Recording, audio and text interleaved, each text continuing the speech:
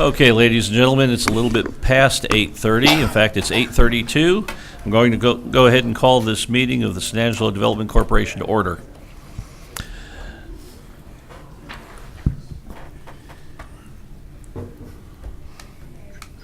Waiting just a moment while everyone finds a seat. There we go.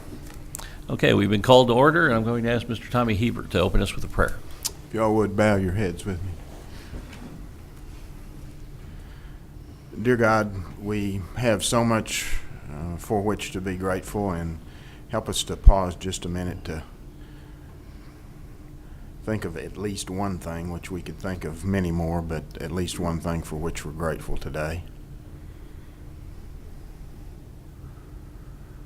We thank you that we do live in this community we call San Angelo. We always implore and ask your wisdom and guidance when we have this meeting to make the best and the right decisions for those whom we represent, the citizens of this community. We also ask that you give us the wisdom to not avoid or step over or step around those folks that are far less fortunate than us. Sometimes I have a feeling of superiority, and that is absolutely not the case. Bless this time as we meet here today together. We do ask for moisture. You've sent some, but we always need more. And I pray these things in your Son's name, who I believe to be the Christ. Amen. Amen. Okay, the next item is our public comment period. The board takes public comment on all items in the regular agenda. Public input on a regular agenda item will be taken at its appropriate discussion. Public input on an item not on the agenda or consent agenda may be identified and requested for consideration by the board at this time. The board may request an item to be placed on a future agenda or for a consent agenda item to be moved to the regular agenda for public comment. Do we have any public comment today? In the absence of any, we'll move on. One thing I would like to bring to everyone's attention is if you do come to the podium to speak, please speak into the microphone, as well as our board members. These meetings are broadcast and recorded. On our consent agenda, item number 1, consideration of approving the January 28th, 2015 minutes of the City of San Angelo Development Corporation, also known as COSA DC. Can we just take the whole consent agenda and move approval? We can. Okay, the second item, consideration of approving necessary corporation disbursements. And the third, consideration of approving the January 2015 financial statements and any action in connection thereto. And actually, we have a presentation by Rebecca Tembunga for that one. Pardon? That's correct. That's only if it's needed. Okay, only if needed. Do I have a motion? I'd move approval of the consent agenda. Second. Okay, we have a motion and a second. Any public comment? Then I'll call for the vote. All in favor, please say aye. Aye. Any opposed? All those consent items do pass. Next, we have our regular agenda. We are going to shuffle the deck just a little bit to expedite for some people who need to leave promptly. We're going to jump right down to number 8, presentation and update of Proposition 1 and transportation funding to the region, presented by Mr. John DeWitt of the Texas Department of Transportation. And welcome, John. John is actually standing in for Tracy Kane. Yes, thank you. And thank you for bumping us up early. Phil and I are running in the same circles. Okay. And have an appointment at 10 o'clock. Whether it's you or Phil, I'm not I sure. appreciate the sympathy. I'm sorry, Phil. Thank you, Roland. So Roland asked us to come before the board this morning to discuss the effects of Prop 1 and the implications for the San Angelo area. So I think everybody has a good gut feel and base introduction to what Prop 1 is. It was placed on the ballot in November as a method to generate more revenue to be funneled into the state highway fund. And it was done without raising taxes, fees, It directs money that goes, had been directed to the rainy day fund, to a portion of that to the highway fund. Voters approved that by 80% statewide. I think Phil's told me 83% in Tom Green County, so it's a good sign. Our administration feels like also going into legislative session, it's an extremely strong message to the legislature. There is a continued interest in building our capacity to go out and do needed work on our state highway network. You look at our payment condition scores and any other number of measures, and if you just drive the roads, especially west of here, I think you have a gut feel that our payment conditions are going down. We're not keeping up. By voting this in, and after the Legislative Budget Board and other entities going through the process to determine the threshold above which the calculation would be made and the money would be deposited into State Highway Fund, it was determined for fiscal 15 that that amount statewide represents about a $1.74 billion deposit into the State Highway Fund. You can kind of see about halfway down, there's a slide there referring to the distribution, the 4 separate subcategories and that comprise the entire $1.74 billion amount. 40% directed to congestion issues across the state, 30% to connectivity, basically connect rural gaps in the rural highway system on major highways. 15% for maintenance and 15% for energy sector needs. For San Angelo, you bundle all those 4 up, and we directed all 4 of our components now. I'll show you the breakdown on that in a minute, all toward maintenance of the system, especially out in the energy sector areas.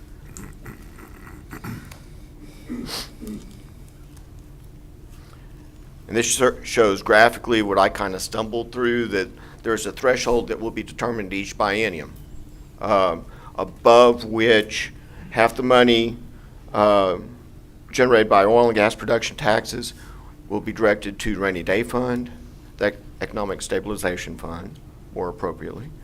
And the other half then is directed to Fund 6, the state highway fund. Whoops. That's what it looks like distributed across 25 TxDOT districts. I know that's kind of small and hard to see. There's the San Angelo district, our 15 counties out here. First glance, gut feel, it may look a little disappointing that we're that far down the scale. But as I'll show you in a second, that's really a tremendous boon to our program locally. There's the breakdown on those 4 categories that amount to the total amount in fiscal 15 that was distributed to us in the San Angelo district, which is just over $30 million, $30,550,000, representing 1.76% of the entire $1.74 billion program for this year. And I mentioned that 1.676%. Keep that number in mind because I'll come back to it in a second. So for this fiscal year, the impact, I'll illustrate the impact this way. Our base funding level for this year have the standard set of programs that we receive each year that's derived by a set of formulas, amounts to $32 million. There are a couple of other supplemental programs aimed primarily to oversimplify these programs a little bit, but in our world aimed at energy sector driven pavement distress, which we got our share of that obviously here. So there's another similar amount on top of our base level. And then another program with very much the same goal there again, by formula just about the same amount, and then Prop 1. So our program this year, and I'll show you a little more detail about it, totaling almost $100 million, which is huge for us. There again, keep in mind our normal level is around typically 28 to 32 million, has ballooned to about 100 million for this year. So going back to a couple of points about Prop 1, when you look at this, you can see that Prop 1 roughly matches and therefore doubles our average annual letting capacity here in our 15 counties. So right off the bat, without raising taxes, fees, we've done that through Prop 1, at least for this year. Oil prices being as volatile as they are, it might go down next few years. We expect that it will. When oil comes back, so will this. And also, another gut check for us locally is that we typically get and run around 1% of the total statewide budget annually for rehab and maintenance purposes. That typically is about a $1.5 billion program, of which we get 14 to about 16 million. So just on one side or the other, 1%. We are ecstatic and get really excited about anything that gets much above that. Well, it's a slice of the pie. 1.74% represents that. These other two programs, the Energy Sector Supplement and the Safety Maintenance and Energy Program, they're listed there, the two $29 million ones, represent roughly 5 and 7%, respectively, of those statewide programs. So you can see the emphasis on rehab needs driven by all the truck traffic out in the oil patch. Okay, just give you a snapshot of what comprises each of those programs. Out in our rural area, for our base level letting, it's all about rehab and maintenance. Our two largest single projects are in Lakey, reconstruction of US 83 Main Street, basically through Lakey, as well as a $14 million project in Ballinger, replacing bridge decks on those three structures.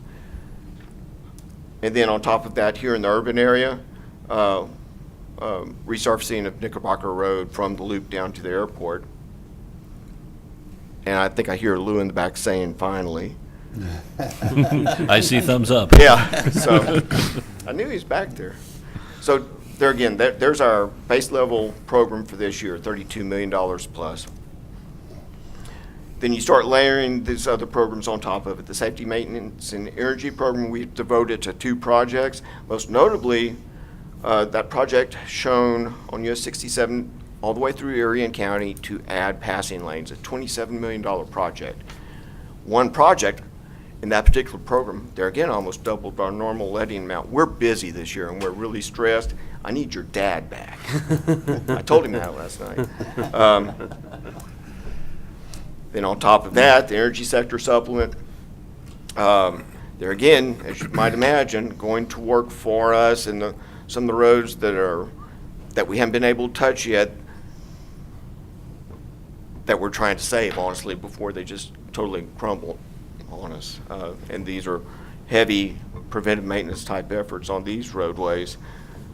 A big overlay job on US 87 north of town. Some work on 2401 in Glasscock and Reagan County, which is a typical example of what's happening, not just in the Permian Basin area, Klein Shale area, but also Eagle Ford down south and Barnett Shale to a lesser degree in northeast Texas. FM roads that were never intended to carry this sort of truck traffic aren't up to the load, and we're scrambling just to try to keep them open to traffic. And that's the project represented here on 2401, as well as State Highway 163, really pretty much the same story. Okay, now we get to our Prop 1 projects.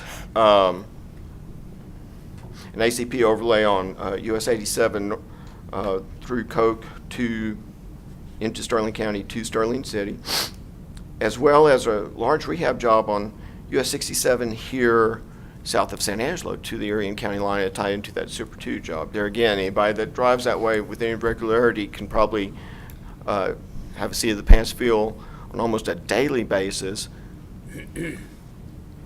about the distress and the increased level of distress on that particular roadway. And both those are big projects, obviously, $12 to $13 million. You'll notice there the letting dates. I'll point this out. This is where we get into some fuzzy math because we have some flexibility with our letting schedule, even though we got $30 million through what's deemed the fiscal 15 Prop 1 program. We're deferring our lettings for these two jobs into December because we were given that capacity in that option. And honestly, just to make ends meet and get this portfolio of work out, just to produce the work and get it ready to go to contract, we needed to take advantage of that. So I'll show you what that results in lump sum for our program in just a second for fiscal 15, but it's not going to add up to what those four amounts do that I showed you earlier. And then the final Prop 1 project here in town is an overlay of Houston Hart from Chadburn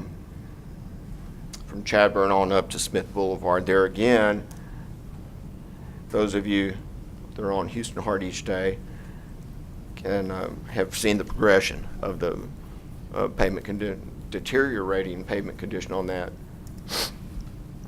And in this particular picture, a little bit hard to see, but you can see some,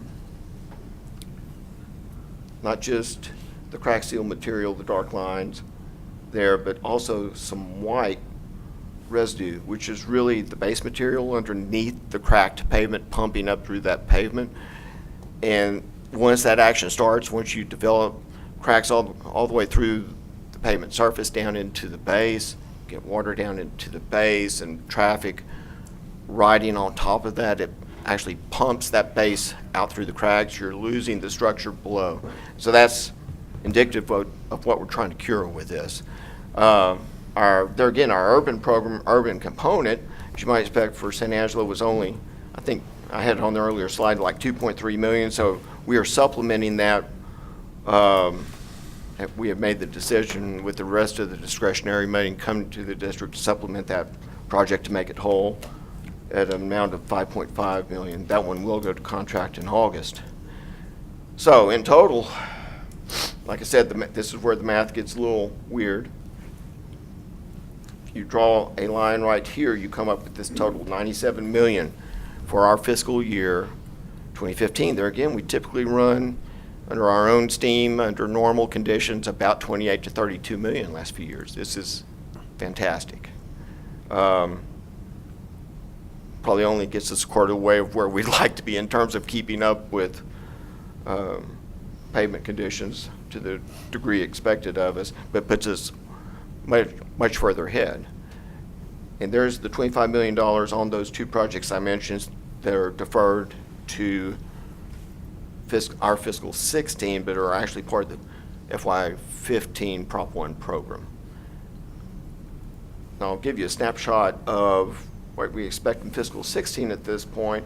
There's those two projects right there supported by this year's, that 25 million supported by this year's Prop 1. And keep in mind, we'll be getting another infusion of Prop 1 next year.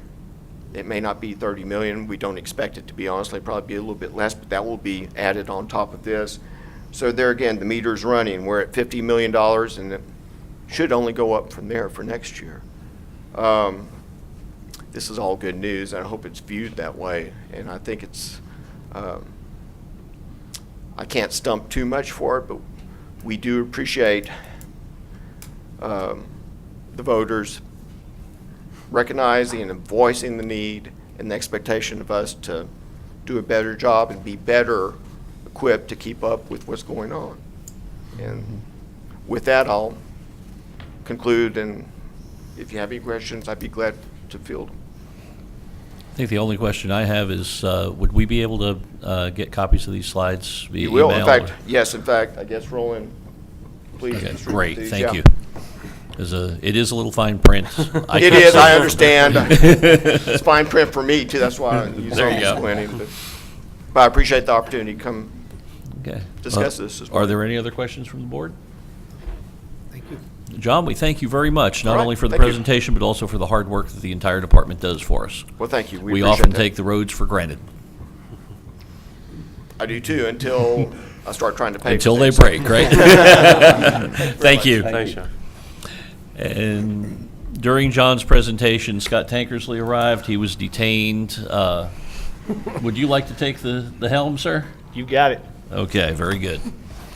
Then we shall continue. We will now do regular agenda item number 1, presentation and update regarding the FY 2014-2015 first quarter report on affordable housing assistance program.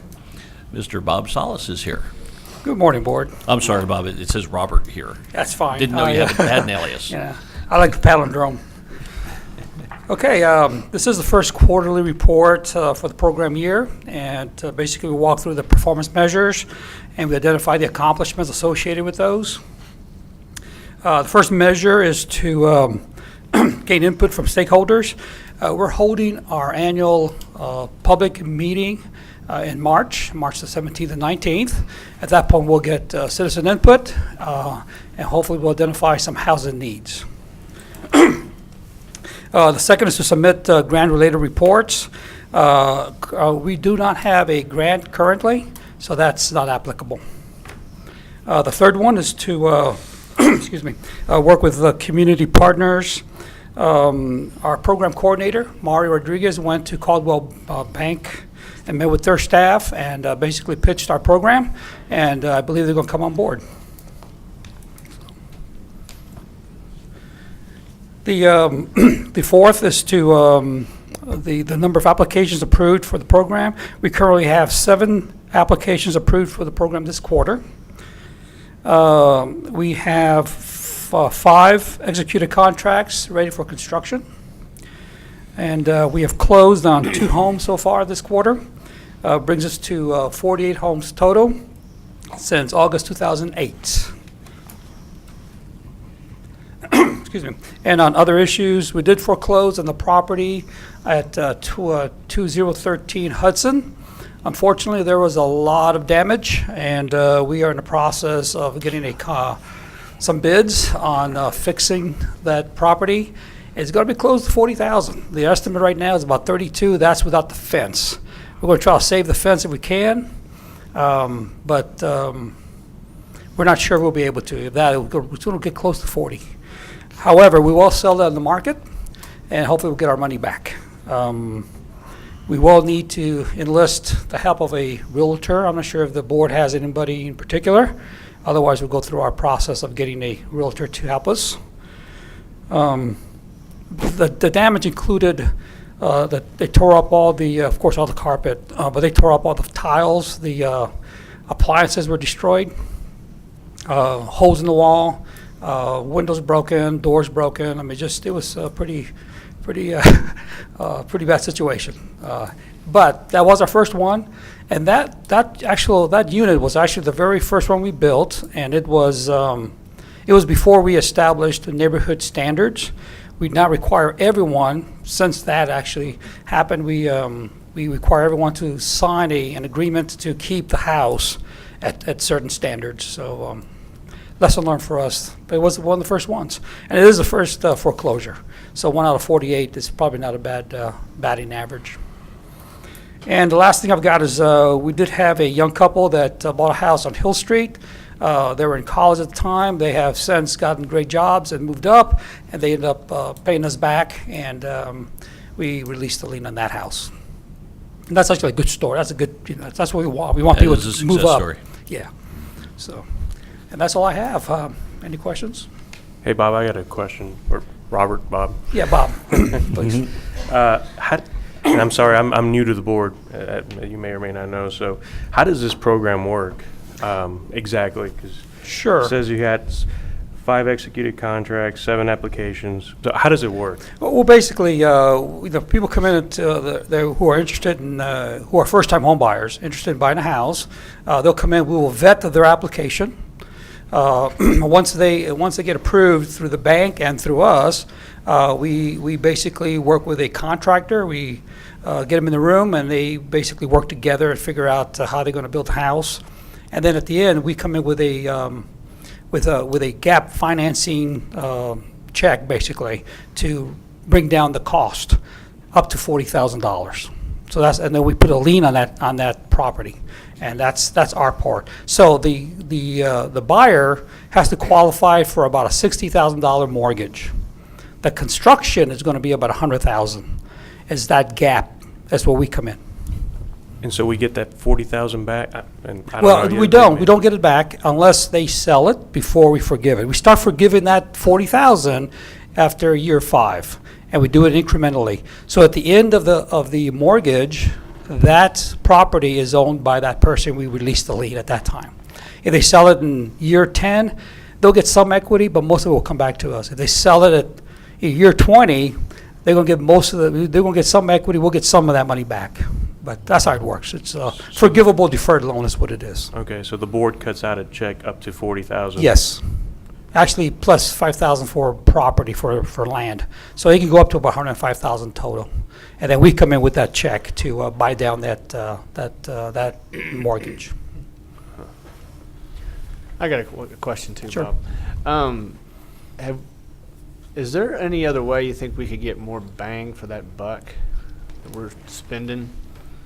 Sure is. I mean, there's all kinds of ways. The board, back in 2008, I think, 2007, decided to do it this way as this gap finance program. We don't have to. It's up to the board how you want to craft, design the program. You could have it a down payment closing cost only. You could have change it to a rehab program. You can. There's a lot of designs out there that are probably get more bang for the buck. You'd probably get more product on the ground if you're looking at changing it. Well, I'm curious about ways that we could help more. I mean, 48 in 7 years. I mean, that's good. I mean, but this is There's- this is new home construction. Oh, I know. And then which is different than our other programs where we buy existing homes.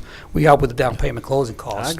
I agree. It's a little bit different. I'm just chunking ideas out there, see if there's a way we can spread this around and help more people out. Well, the board wants. I mean, we can certainly come back with the board with some options, some new designs that you guys may be interested in. Roland, do you know how other cities do it? I do not in terms of the economic development corporations. Now, Bob has a little bit more expertise in that area because he deals with those peers. This is a very unique program, Sure. and there are very. In fact, I don't know any cities that do it the way we do it. Voters approved this, I'm not sure when initially, Bob. 2005, I was it? believe. Okay, 2005, that it stays, it was a 30-year, so it will go through 2035. And yeah, they're right. When we looked at this initially, there was nothing similar that we Right. patterned this after. We just kind of started. Right. I guess what I'm saying is I don't know what the budget is. Is it 335. 335? Maybe some of those funds, I don't know, take half or I really don't know. I'm just trying to see what else we can do. And this is all coming about with all these, don't know if affordable housing is also, it translates into affordable home ownership, if that's what it is, if that's the program design. It is Is that what it is? home ownership. Home ownership. But it doesn't have to be. I think it's affordable housing, and affordable housing covers a variety, a myriad of projects and programs. It's up to the board how you want to design it. You Right. can't change that. Well, the only reason I bring it up is with those projects that we've been seeing on Valley View and I guess on the other side of town as well. Low-income housing tax credits, yes. Right, and I'm thinking, man, maybe, I don't know, throwing out some ideas of how we could help. We actually With did. that. This board actually helped get a low-income housing tax credit approved in 2009, I believe. Okay. If you go to Blackshear, you're going to find 40 homes, brand-new homes that are rental. That was a low-income housing tax credit, and the board provided the financing support Okay, to get that on the ground. Again, that was one of our target areas. Sure. So it was a good marriage at that point. Valley View is a little bit different. They're No, outside our target area. Right. This is strictly, this program is for the 4 target areas. right. neighborhoods that we've targeted for revitalization. So we like to stay in those areas. Right. But you're right, there's a lot of other options. But there's other projects besides it was an example. Absolutely. And remember, this board actually approved rehab programs in the past. They've approved roof replacement programs. We've done a ton of things with this money because we had a big, we had a, what do you call it, fund balance. We had a huge Right. fund balance at one point, and we need to bring down that fund balance. And so we just started going crazy. We did a lot of stuff, but we put a lot of product on the ground, very successful, and it really made a huge difference in those neighborhoods. And it included rehabs and, like I said, roof product, and it also included the new home construction.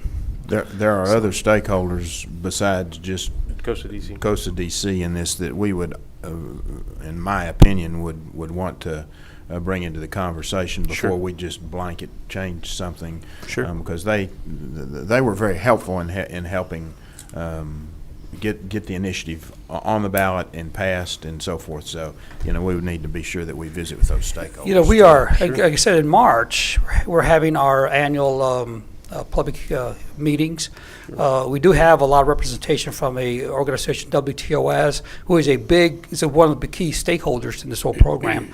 And we certainly, I'll bring that up as an issue and see what kind of response I get. They may be interested in changing the design. Just some ideas. I mean, They let's see will, what absolutely. else is available to Because us. they're always looking for, more bang for the buck.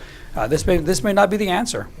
One facet of this program that I've always admired is that it does put home improvements and new homes into targeted areas. Sure. And one thing I'd like to see in the future report, not anytime soon, just next time you come before us, if we can identify other investment by private property owners that just because the grass started looking greener on the other side, they invested in their own properties.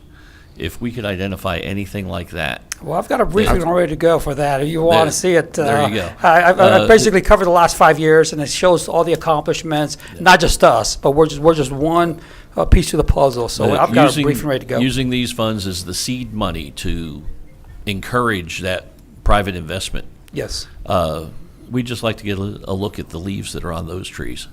absolutely. But any other comments or? Yeah, I've got a question. I hate to play the bad guy. I believe in helping people too. I think you've got a great program. But what is the policy, out of curiosity? I don't know what you do. What is the policy when you have somebody that does a tremendous amount of damage to a home? What do you do? I know you probably can't pursue them legally because they're low income. They don't have anything, but It's the long-term answer is you foreclose on them. yeah. It's if you can. I mean, because they do sign an agreement that they're going to maintain standards. But I tell you, we have of the 48. That's the only one has been neglected. The other ones, and we do see them. I go visit them, and they keep up those houses. Yeah, that's Beautiful just- houses. They keep them nice. And This the is just a reason- unique. I think it was a unique client that. The reason I'm floored by that's a tremendous amount of damage. That's It is. like 1/3 of the value of the home. It is. Huge damage, and that's, and right now, like I said, we're at 32, the estimate is at 32 right now, but with the fence, it could go up close to 40, because we may have to replace that fence on the back, it's deteriorated, and so anyway, that's unfortunate. We will get our money back, we will sell it on the market and get that money back, go back, it reverts back to the program, so, hopefully we won't lose much money. I have a question for Bob, if that's okay, Mr. Chair. Bob, do you think that you could come back in April? Does that give you enough time to go through your public process in March, and perhaps we meet latter part of April to come bring in some ideas or thoughts? Absolutely. Would that work? That'll be our next quarter report, in fact. It'll be perfect. That's true. Okay. So, yes. Very good. I'll come back. Thanks, Bob. Thank you. Thank you very much, Bob. Okay, our next item on the regular agenda is presentation and update regarding Porch to Plains Alliance activities. Ms. Charlotte Farmer. Good morning, Charlotte. Good morning, good morning, good morning. Morning. Picked up my wrong file on the way out, so I'm going to do it this way.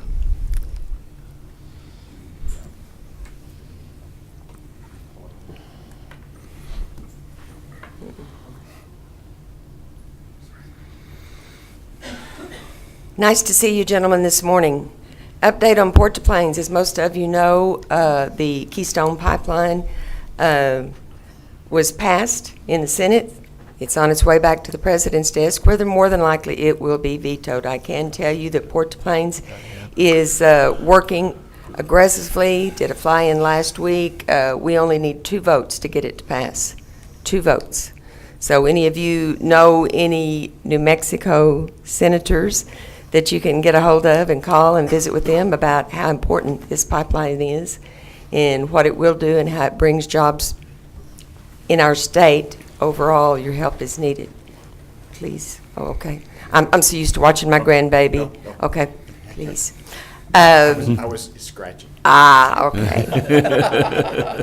It is very important to us and what it brings to the community, and we very much on Ports to Plains have been in support of and have been lobbying various senators to see if we can sway at least 2 more votes to get that to pass through.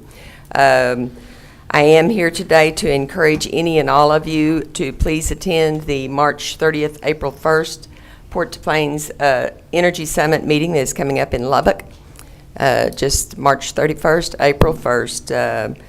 It will be very important as to what we're doing, where we're going, and possibly an update on I-27 and the proposals and how soon that we can see that happen.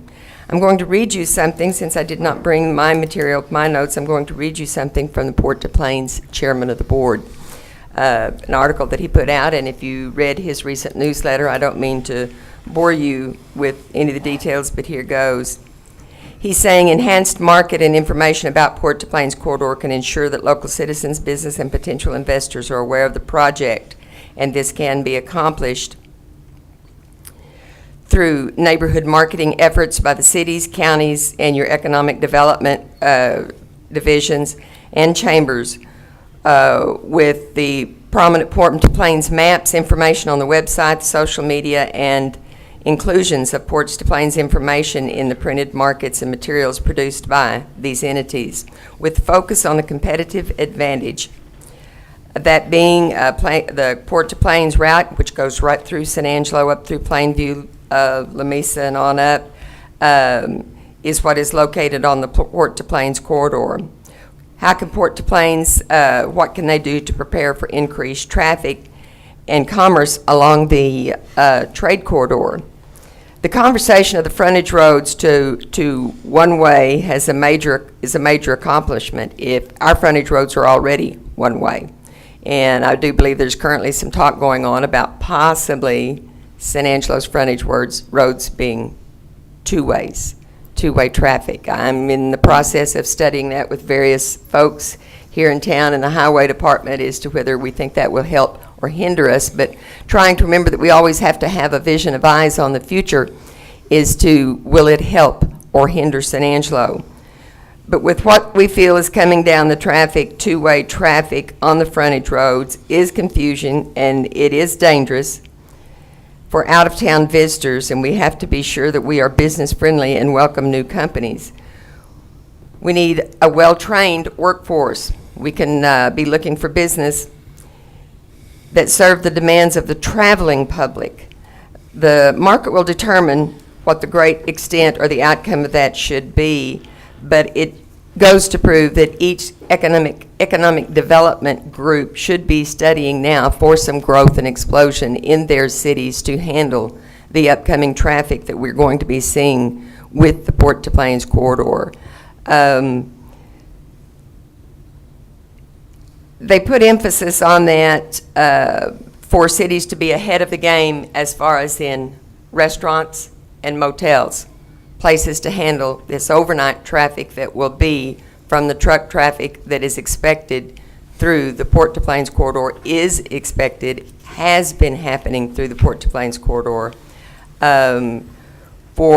It's not just another truck stop, it's trucks that will have loads to offload at offloading places here in San Angelo, or to pick up or to turn around loads that will be spending nights. So it's not just another truck stop that they're looking at. It's more motels, hotels, and we have seen that growth happening in San Angelo. So are we as a city, are you as a committee, working with the chamber as well as your city council folks to be able to handle the traffic that we're seeing already or fixing to be seeing, especially with the progression of the I-27. How many of you are familiar with the I-27 and what you all are, so I don't want to be repetitive, okay, on that. The feasibility study to look at extending the I-27, trucking companies will notice that and will start using that corridor more. It will create a demand for more trucks and truck stops and lodging. Someone will recognize money to be made for those businesses as here in San Angelo and being a great turnaround spot when they look at its location between Canada and Mexico City. We are the halfway point. And I'm sure that all of y'all have heard that before. It's happening, the growth, others are looking at it. They're making investments now with their motels and what is going. So how can we best serve our citizens? By educating what Port to Plains and they can expect in that increased traffic and what we are a city is doing to try to think ahead of with our roads, turnoffs, or various routes. Are we ready to face that? I don't think so, but it is emphasis that we have to pay attention to.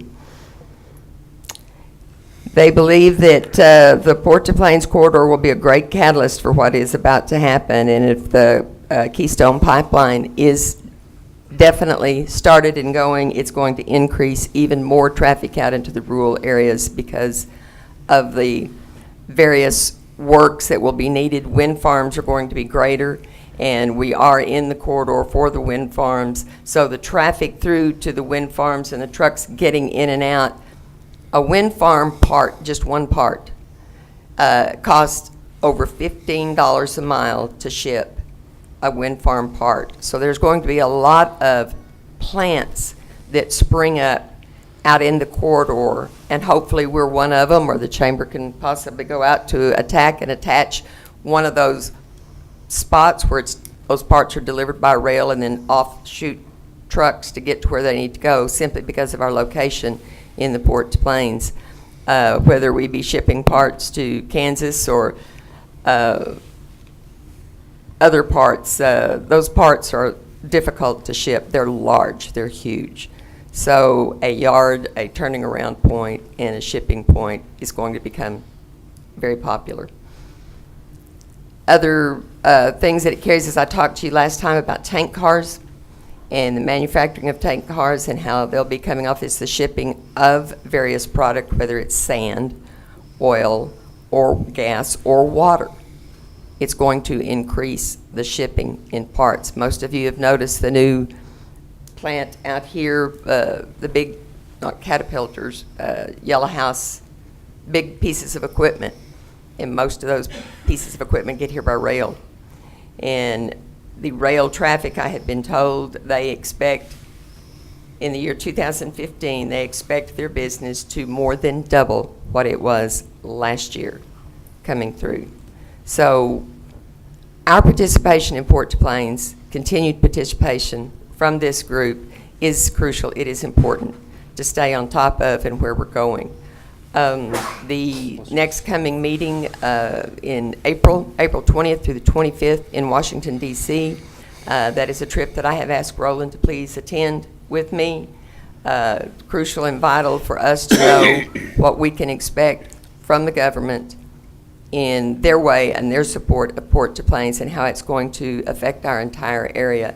I want to extend that invitation just a little bit further out and ask someone from the chamber to attend that fly-in with us, because with the one that we're doing in March 31st, April 1st in Lubbock, with reference to energy and how it's going to affect this area, we're also going to be doing more talking at the DC fly-in, where we're talking about how to combine the efforts of our economic development departments with our chambers in our cities to work more closely with Port to Plains so that we can capitalize on this to the fullest and to the greatest.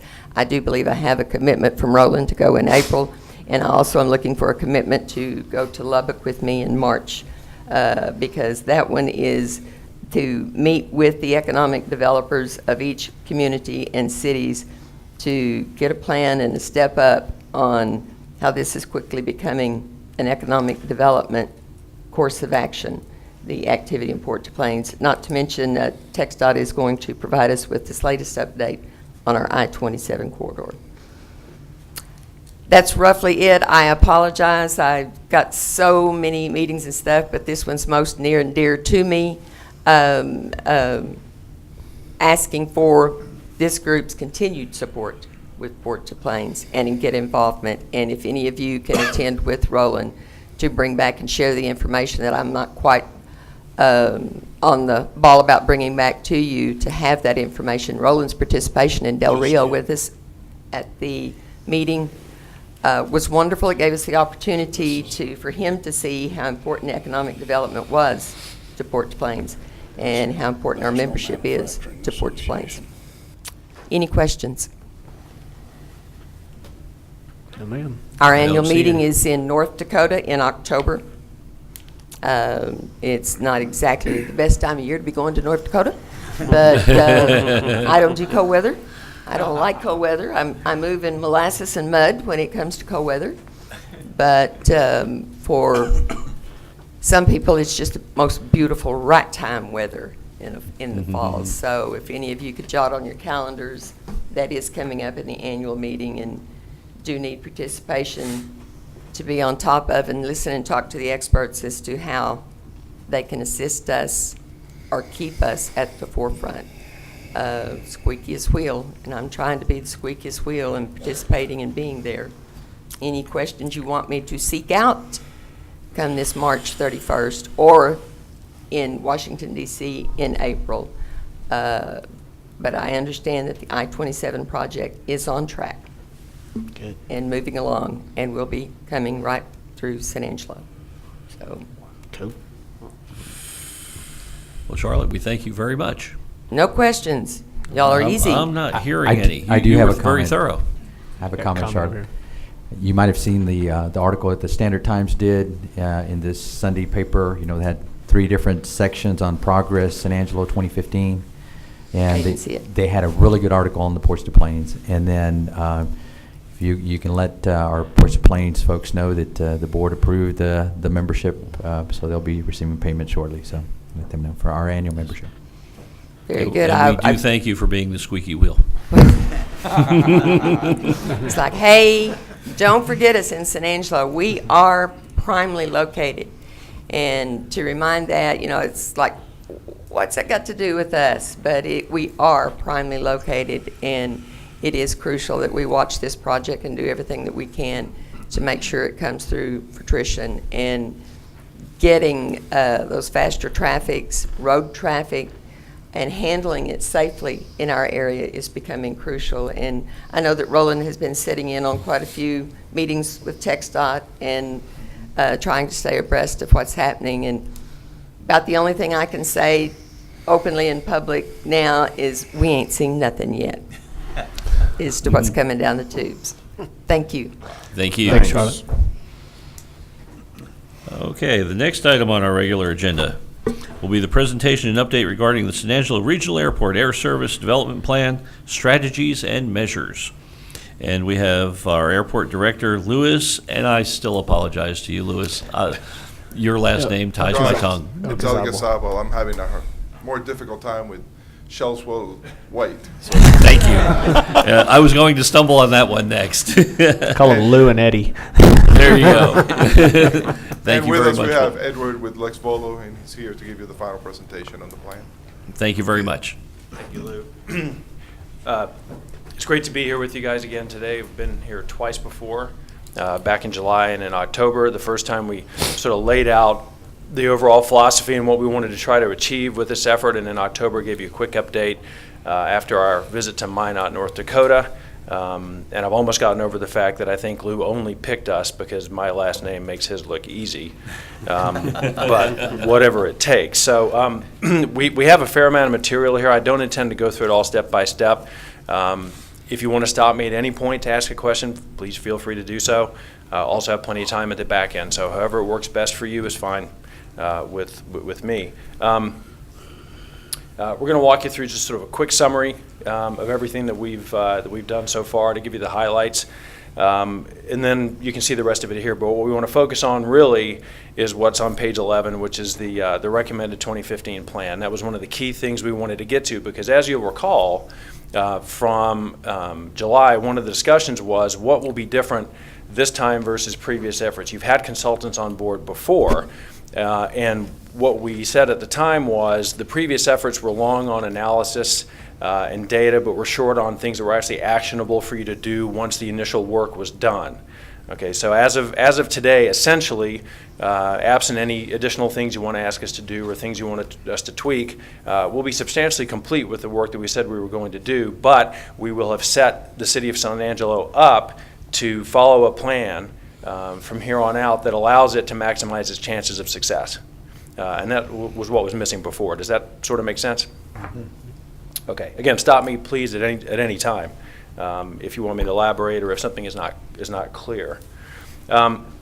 In general, understand that our primary goal in the short term was to go after and successfully achieve an extension of the Small Community Air Service Development Grant from the Department of Transportation that was set to expire December 31st of last year. That was successful. It was a little closer to the wire than we would have liked. DOT works on its own time frame.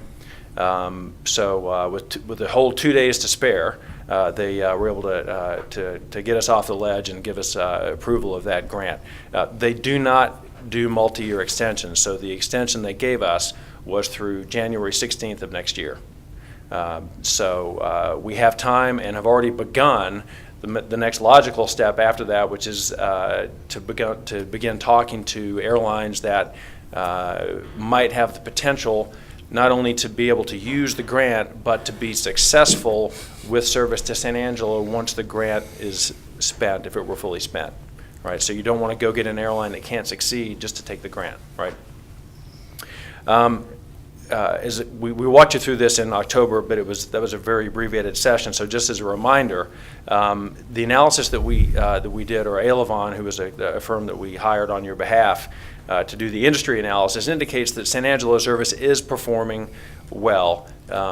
For journeys that are bought by people who live in the San Angelo catchment, the area around San Angelo, about 93% of people who travel from here actually use San Angelo Airport. They're not going to DFW, they're not going to Midland. Some of them do, but 93% are local, so that's a good thing. Part of that is because over the last several years, since 2008 or 9, fares in West Texas have sort of equalized. Midland used to be very low fare. San Angelo was relatively higher. San Angelo has come down a little bit, but Midland has crept up significantly.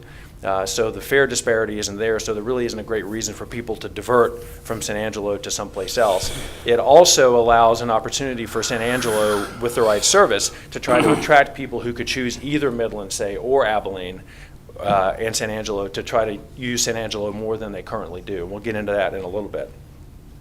The challenging part is there's not a slam dunk or an obvious quick win in terms of new air service. The only market that might have enough demonstrable traffic today, either in the industry data or based on what corporate aviation is flying, to make an airline think it could support nonstop service is Houston. So that obviously is going to be the focus of what we do moving forward. The comparative analysis was trying to look for things that were outside the industry data that would give us a reason to think we could make a business case to an airline that wasn't just in the data that they have. And we used Minot, North Dakota, as sort of our proxy, if you will. And the good news is we were able to demonstrate how what happened to Minot several years ago before their air service boom was happening at that time right here in San Angelo. And that was a good predictor. That was right at the time that oil began to drop. What we don't know is what the effect of that will be. Airlines are obviously watching it. Anybody who tells you they know what that means at this point, as far as we can tell, is really just guessing, just like we are. There's no obvious major effects at this point. It hasn't seemed to dampen enthusiasm on the airline side, but we have to be alert to the possibility that it alters the math that the airlines do with a market like San Angelo, that whether it really is dependent on oil, which really isn't, to the extent that people think it is, still that's the perception. So there's going to be, we're prepared for some potential concern on that point. And then finally, moving forward, there's two things we really need to do that we're going to recommend, is to focus on the recruitment of an airline that can provide service under the SCASD grant to get that benefit to help sort of defray the costs, lower the friction of starting new service, while at the same time engaging in prudent efforts to try to bolster and increase demand from customers who can use San Angelo, because airlines tend to invest capacity where they think the customer is going to demand it and they can make money, right? In the old days, they might have invested capacity sort of on a bet. These days, they don't really do it. Does that make sense so far? Ed, Sir? I've forgotten what SCASD means. I'm sorry. What does that stand for? It's Small Community Air Service Development Okay, Grant. thank So you. that was, I used that term earlier, but I didn't define it. My apologies. I need the update every once in a while. Well, if I didn't do it every day, I'd forget it too. It's not that exciting. Any other questions on the summary? I'll go pretty quickly through the rest of it, but again, please stop me. Some of this is really meant as a reminder. This is what we showed you back in July and again in October. What our key goals were to try to use the SCASD grant to increase the chances of attracting new service, trying to identify any quick wins and position you for long-term success. All the projects on the right are at this point essentially done. Obviously, the identification of target airlines is really an ongoing process, so it really didn't come to a close at this point, but all the other things were done. The leakage study, the market assessment, the comparative analysis, that was the trip to Minot and the subsequent work involved with that, getting the SCASD grant extended, and also developing a game plan for regular meetings with target airlines, and also coming up, it's not on here, but coming up with that actionable plan that however you choose to proceed, you have a playbook that you can follow to try to maximize your odds of success, both with passengers and with airlines. This is sort of visually in a Gantt chart because it makes it look like we know what we're doing. When we put it in a Gantt chart, this is all the things we said we would do back in July, and you can see based on this color coding, the things that are in gray, it doesn't show up that well, but things that are in gray have been completed. You can see check marks where we were on target, X's on a couple of places where we blew a deadline. But in the end, we stayed largely on track. The one thing that kind of threw us off a bit was the rather lengthy time it took for DOT to approve the SCASD grant extension. So we pressed pause on some of the development of the marketing plan at that point. On the off chance that they had not approved it, we would have wanted to put our effort and resources into something different and didn't want to invest in that before we knew. So that cost us some time. And in the end today, where we are, February 23rd, essentially wrapping up this phase of the project, absent any punch list type things you might call it in the contracting sense, to come to conclusion, adopt an integrated plan, and then continue things we've already frankly begun in terms of executing what we think we should do with carriers and with passengers. The proposed marketing plan really comes down to two things: marketing to passengers and marketing and developing relationships with potential and to some degree your incumbent airline. The two key things, and this is from the leakage study that we went over real quickly in October, and all of this, by the way, before I forget, all of this, the October study is attached to the appendix here. I don't plan to go through it. But everything you see here and all the other work that Elevon did, that we have done, that was involved with the SCASD grant extension process, all of those things will be presented in whatever format you guys prefer, whether it's electronic or whether you want it bound or both. All of that will be presented shortly after today, once we know that we've got everything, all our ducks in a row, and everything that you want to see, you have. So all this material you will have in great detail. But the two key findings were that you're doing a good job of retaining your local traffic. So that minimizes really, with your existing service, the need to do a lot of marketing to existing passengers, because you're getting them today and you don't really have much to offer them they don't already know. So we need to be careful not to overpromise and underdeliver. But there's an opportunity in the swing zones or in the contention zones between San Angelo and competing airports, basically Midland and Abilene. So that seems to be the most logical thing. If you want to do something immediately with the service that you've got, the most logical thing would seem to be to try to market to people who you can influence to use San Angelo or build awareness of and increase preference for San Angelo for customers who can choose either San Angelo or a competing airport. As an example, this is what those zones look like. You can see San Angelo obviously there in the middle, and you can see the Abilene primary, that's ABI. The MAF primary, that's Midland, Odessa, and then the contention zones in between in between each of those. And the percentages with the arrows say what percentage of traffic originating in those zones is actually already using San Angelo. So you can see you retain 93%. You're getting almost half of the traffic that originates from the zone between here and Abilene, but not very much at all in the zone between here and Midland, which isn't really surprising if you think about it. Abilene has a similar service profile to San Angelo. Midland has historically had lower fares and more robust service. Not surprising that they would tend to gravitate to the west rather than to the east. However, as Midland's fares have increased and substantially narrowed the gap to San Angelo, we've seen an increase in the capture rate there, and we think more could be captured from there and increase the San Angelo passenger base. The reason that's important is that the swing zone or the contention zones essentially nearly double the number of passengers you can effectively market to, which means double the number of passengers that airlines could serve. Now, those passengers are flying from Abilene, or they're flying from Midland if they're not flying from here, but the more of those passengers we can convince to come here, you're essentially making your market more robust. You're giving the airlines something they will respond to, customer to serve, and that would be the most logical, reasonable thing that you could do with your existing service to try to lay the groundwork, prepare the field for down the road when there might be a second airline serving San Angelo to a second nonstop market. So would it be an accurate assumption with 93% retention here, if we could capture more of that Midland market, is it just a natural assumption that you're going to keep maybe not 93% of that, but a fairly high percentage if you can ever get them coming here? I think that's an excellent question. Obviously, the intention is not to lose any of the traffic you currently have. The challenging part, of course, is that, as you're probably aware, load factors are not exactly light at San Angelo, and there are certain issues with operational reliability, perceived probably more than real, but there is some basis in it. So the thing that's going to be tricky, or we have to be very precise on, is not trying to offer the target customer something that you can't reasonably deliver on, because if they do it once and it doesn't meet their expectations, they probably won't come back.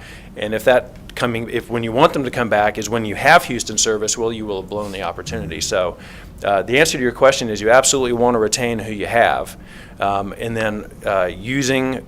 One of the great things about marketing today is with the explosion in online marketing, you can be extremely targeted in who you talk to, and you can be very cost effective in how you talk to them.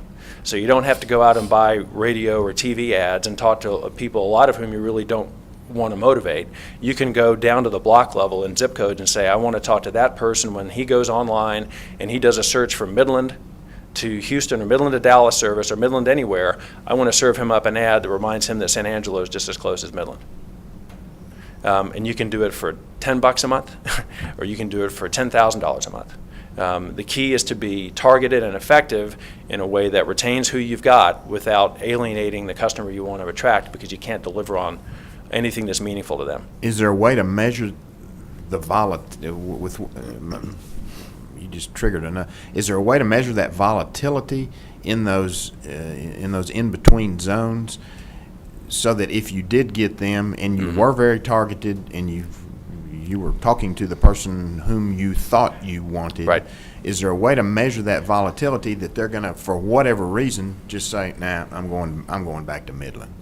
That's an excellent question, and it's what's challenging about the market is in a larger market with more people, how we would normally do this is we would engage a market research company to come in and actually measure baseline awareness and preference among the target market.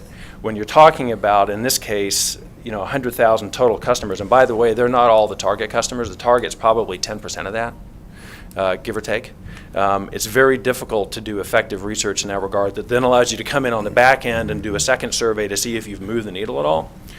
So frankly, it's more art than science in this case. And I think given the load factors that we have and given the service profile that you have, until there's additional service, what you really want to do is not so much push people to fly here today, but start to develop, sort of plow the earth, seed it a little bit, that San Angelo is an alternative for their consideration without necessarily driving them to act, so that if and when there is in fact, presumably Houston, as a second city, you've already started to develop the expectation in the minds of the customer that it's an alternative, and then you can actually hit that market hard because now you have something to offer. Because in all probability, if we get that service, unless the corporate market is a lot more robust than we've been able to identify, and a lot more people get out of cars and out of corporate aircraft onto scheduled service, we'll need to develop customers from the swing zone to make sure that that service succeeds. Is there a way that you can determine, I know people that drive the Midland, they're looking for one or two airlines, one or Right. two connections. Most of them, I feel like, are looking for the United connection. But there are quite a few that ride on Southwest. Is there a way you can determine how many people out of San Angelo basically drive up there and what services they're using? That's a good question. We can, if we dig into the data, we can see where when people choose Midland, where they're going. The fact of the matter is that only 7% of them are choosing an alternate airport. Yeah, the reason I say that is because I remember when we used a Continental connection, we were always flying into Houston all the time. They had probably 65% ridership when Continental had commuter airlines here, Right. which was great. But now that they don't, those people are driving up the Midland. Well, and part of the challenge there is that so Continental service did not succeed, and the reason largely was they weren't carrying very many local passengers. Most of the people on that flight were going beyond Houston to someplace else. And American is a very formidable competitor, so they were not making money. They were carrying, if memory serves, 3 or 4 passengers per flight that were Houston local from San Angelo. So most of the traffic on those flights was connecting, and that was all competitive with American, and American had a lot more frequency. So Continental then, now United was in the horns of a dilemma, not enough frequency to attract the local customer and not enough to compete with American over DFW. So in the aftermath of the 2008 economic issues, it didn't make sense for them to stay. Part of the challenge with attracting an airline is going to be to make sure we get someone, and how we've chosen to focus is trying to find someone who can serve Houston for the benefits that the local market primarily will provide, so they don't have to try to compete with American to every place beyond. So identify a carrier with the right type of service, with the right sized aircraft, that can be profitable with fewer local passengers. And if there are any connections that materialize out of that, that'll sort of be their gravy, but it can't be the underpinning of a case for them to serve the market, because they are not likely to be able to displace American for that traffic. I know most of them weren't really riding to Houston, but they were looking at connections out of Houston to go different places. Correct. It's a lot harder from an airline standpoint when you're competing over a hub. The marketplace is extremely efficient. The airline business is not perfect, but the benefit to the hub and spoke system, if you're served from multiple hubs as a city that's a spoke on those hubs, your price competition is extremely efficient, because there's almost perfect information. And it's very hard for an airline, other than its loyalty program, to gain a significant advantage over another carrier. So you tend to get very strong pricing competition, which means that if you don't have any other advantage, it's hard to make money if you're the second guy in.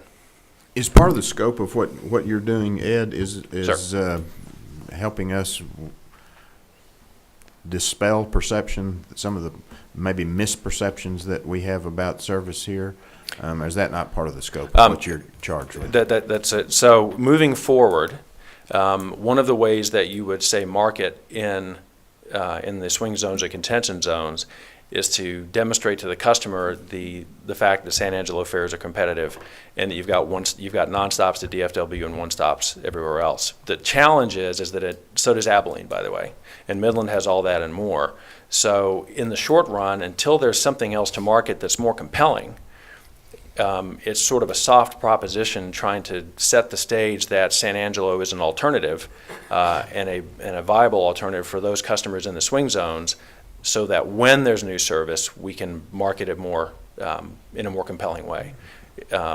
Frankly, you could argue, and Lou and I have discussed this at length, whether or not you would spend any money marketing to passengers today in the absence of a compelling proposition to offer them. And you could make a reasonable call on that either way. the reason I default to doing something now is that if a carrier comes to us, and we've got something in here about what happens when a carrier says, yeah, we want to come and serve presumably Houston, starting from scratch at that point in terms of customer development in the swing zones would set you behind a little bit. So the conservative thing to do, not financially necessarily, but from a marketing and development standpoint, is to start to invest something reasonable now in the swing zones, even though you don't have a compelling proposition at this point, so that when you do have something, you're not starting from scratch. I'm not sure if that answers your question exactly. Well, not really, because we have some misperceptions that you alluded to about service. About pricing and service. Right. True or not, whatever they're out there, is part of what you either have done or will do would be help us address those misperceptions and dispel them? That's certainly something that we could do as part of the plan to market to people both in the catchment and in the swing zones. Again, it's not from the pricing standpoint, it's relatively easy because you can demonstrate what the real price is. Operational reliability, which I think is the other challenge you're referring to, is a lot harder because people's experience will trump whether real or remembered, which aren't always the same thing, as we all know, will usually trump whatever logical or other argument you can put forth in an advertisement. So I think that the reasonable thing to do if you wanted to invest in changing perceptions is to focus on the fare issue and let the operational issues work themselves out. You've also got a lot of change going on in the airline industry. We don't know exactly what American's going to do here over time. They're starting to phase out their smaller 50-seat regional jets. I think we need to be careful about trying to change perceptions of that when American may undercut anything that we could say by things that they do that aren't in your control. Mm-hmm. So I think we focus on what we can reasonably control or have expectations that they won't change, such as pricing, versus trying to speak to operational reliability that American could undercut with one bad day. Mm-hmm. No, of course. And Tommy, no, the answer is no. It was not part of this scope, but it's something we can look in the future. Okay. All right. Thank you.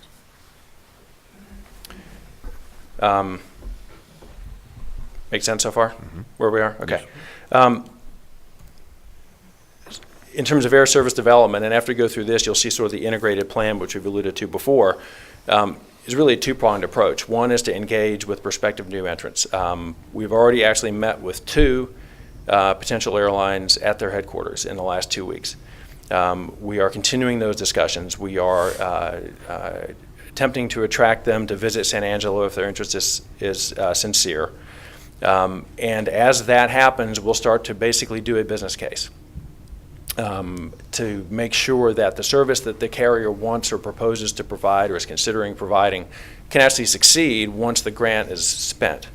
It doesn't serve your interest. It would actually be, I think, counter to your interest to attract someone here who, after the grant was spent, went away. It would sort of underpin in the airline's mind the idea that San Angelo is not viable. So I think, I don't want to say you want to be selective, but you don't want to just jump at the first thing that comes at you. We need to make sure that it's reasonable to think it can succeed on its own and that the grant just helps defray startup costs, helps them market and sort of get off the ground, but not something that requires a long-term subsidy. If someone came in here with a 50-seat aircraft to Houston 4 times a day, quite frankly, I'd probably, without even running the numbers, it's hard to see how that would possibly sustain itself without the grant, and you'd probably spend the grant in 8 weeks.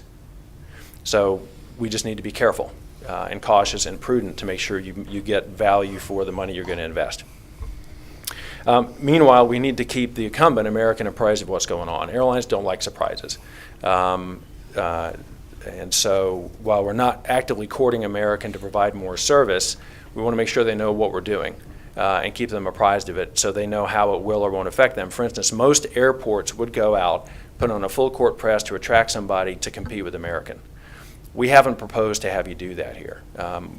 We think that you want to add new service that doesn't jeopardize what you have, and the two are not mutually exclusive, right? But if you had a continental resurgence with United, say, over Houston, even if they wanted to do it, which they don't, it would jeopardize Americans' financial viability here and could cause them to reduce service that might not return. So we want to be careful that who you attract is complementary to what you already have, not taking away from what you already have. We've said that before, but just as a reminder. So American needs to know that. Ed, How So- are you actually accomplishing that? How are you keeping American Discussion with American? apprised? Well, we haven't done that yet. Okay. So that's one of the first things we would do, but we would talk to them about once a quarter informally. Okay. Just to say, hey, here's the latest on San Angelo. They don't, American's interesting. They don't actually like to see a lot of airlines come to their headquarters. Some airlines are different from that. American doesn't like to do that. But informally in industry settings and other places where we're informally with them, we keep them apprised of what's going on. Okay. However, all this changes upon the identification of a carrier who seems interested enough to actually come up with a full-on marketing plan that could lead to the launch of service. And essentially, once that agreement is reached or we've identified who they are, what we would do is try to market to passengers in 3 phases and in 3 places. Right? It's catchy, right? That's what the Telly and Consulting School have stuff that rhymes, right? So the 3 phases are, it's critical to drive awareness of service in the 12 weeks before a service starts. And every airline would want to do this if they had the money. And this is the way we always did it at Southwest. You really start your heavy marketing push 12 weeks in advance. You would have also then a heavy push the week of the launch to maximize awareness and buzz in the market, if you will, and then up to 26 weeks post-launch. A lot of that post-launch would depend upon how you spent it, how much they were going to contribute, how much you wanted to underwrite their startup costs or their ongoing operational costs with the grant, which you're allowed to do, versus marketing. So that's really a judgment call on the part of the city. But it could be up to 6 months after launch. And then in 3 places, you do want to market that service in your catchment, since you're going to retain 93% of your traffic on average. You want to market there. But you also want to market in the swing zones or the contingent zones, and you also want to market presumably in Houston, the out market. As an example, one way you would do this, since we think we're going to divert a lot of drive traffic to the oil fields from Houston, I asked Lou, we were talking about this the other day, and I said, is there a place between San Angelo and Houston where if you're driving between the two, you're almost always going to stop? And he said, yeah, there's a Buc-ee's in Luling. So there's a term, you're either laughing in derision or because you know it's true. I'm not sure which. Barbecue. So, Because we know Lou's, because we're So as an idea of what you would do is Buc-ee's is going to have what they call a geofence. It's an internet zone set up in their store and in probably their entire parking lot, that when your mobile device goes there, it knows, hey, you're at Buc-ee's in Luling. And what we will do is identify in both, in San Angelo primarily, the target zip codes where people are most likely to live who are the airline target customer. And if you take your phone into Buc-ee's in Luling, then it's going to know, you know what, odds are this person from a San Angelo address, or the IP that's registered in San Angelo, most likely you're headed to Houston. There's a good chance you're going to Houston if you're here. And we can serve you up a message on multiple mobile platforms to remind you of the fact that there's now either coming or already in the market service between San Angelo and Houston. That's just one example, right? But it's very cost effective. Are you saying you can already do this? Yes, sir. We're actually doing it with other airports. So as an example, Ontario Airport in California, which is about a 2 million employment airport, competes very heavily for a swing zone between Ontario and Orange County Airport. And what we did is we geofenced Orange County Airport, and if you took your mobile device into Orange County Airport and your IP address was the zip code that we wanted to target, you were served a message saying you should have flown out of Ontario. You know, that explains a lot of things that pop up on my phone now. I'm not sure how deep we want to go into this. Okay, so let's just leave it at that. Let's just say I left my phone back there and locked, so Molly, stay out of it. So there are all sorts of technologies out there that allow you to be extremely targeted and therefore cost effective. In the old days, you would have had to buy, a TV ad or radio ad, or is there anybody from the newspaper here? A newspaper ad.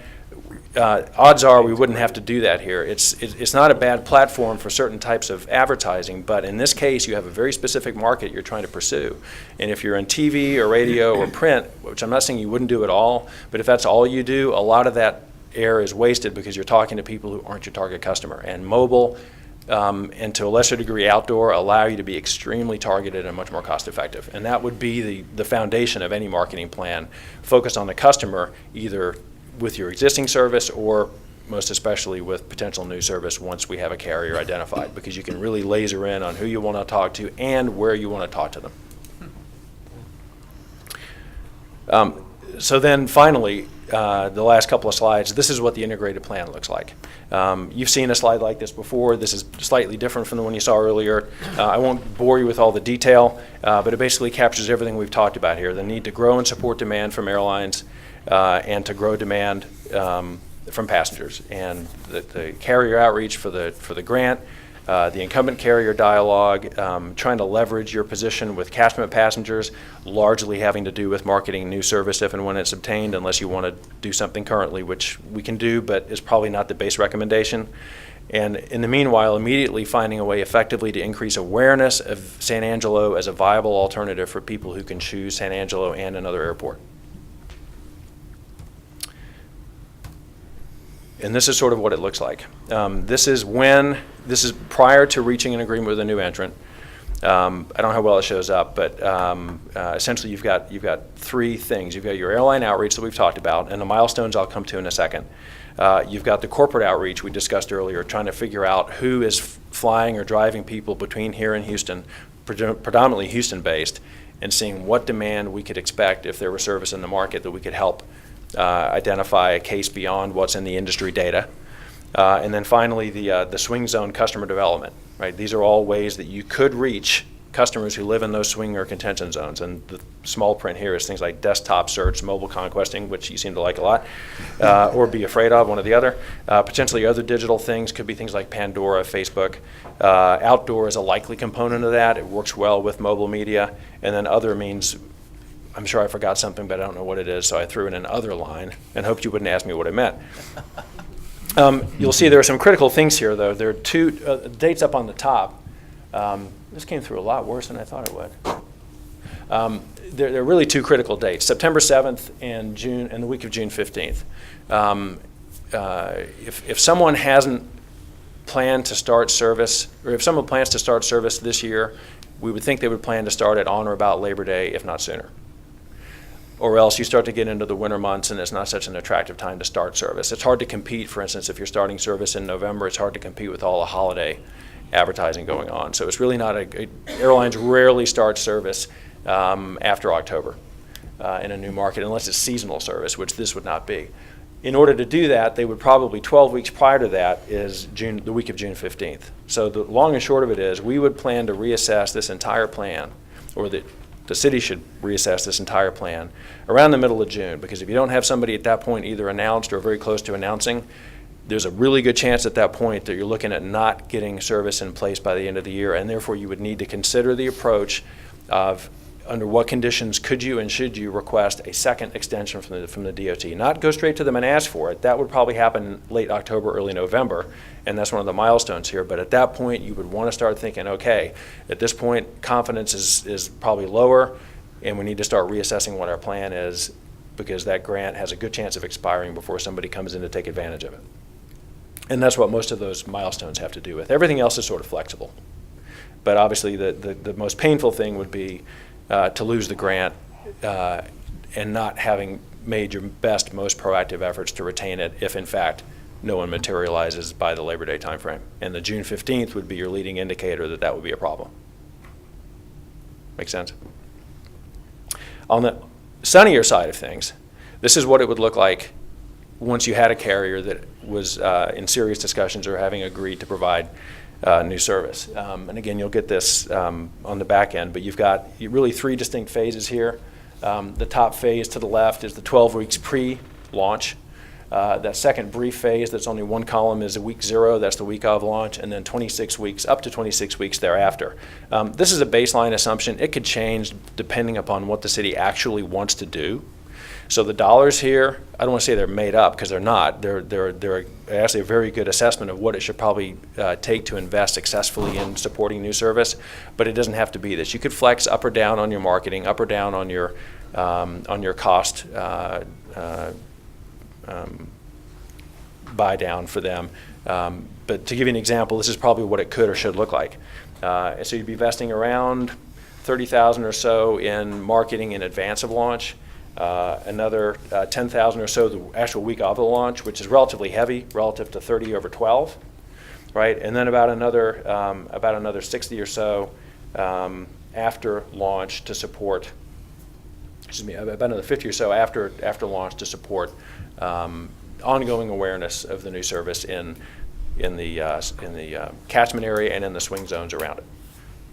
And then a pretty good chunk left over to defray their operating costs after the fact, and a pretty good amount to defray their startup costs in advance, things like IT infrastructure, any build out that might want to do in their ticket counter, or other things that they would do as sort of fixed cost of starting the operation.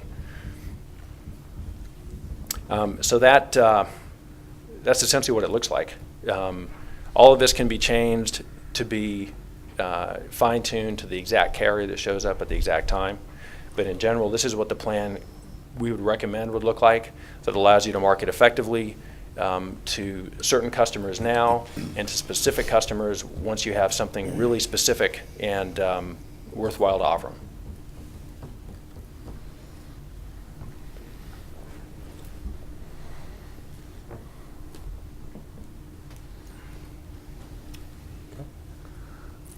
And the rest of it is 35 slides that we presented to you in October. I'm assuming you don't want to do that again. No, we'll pass. Okay. But it's in the appendix, so you can look at it.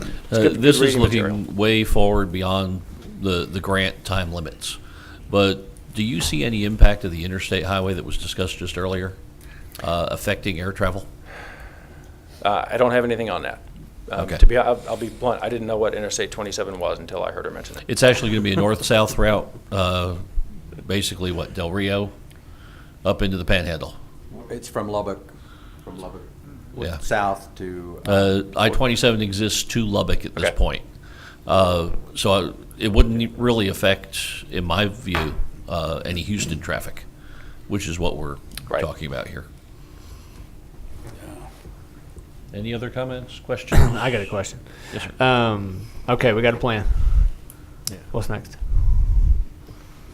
Okay. We got till June, the way I see it. Mhm. What's You wanna next? talk? You want to talk? You go ahead. Well, the initial work that was done so far has been done on behalf of you guys as well as the airport.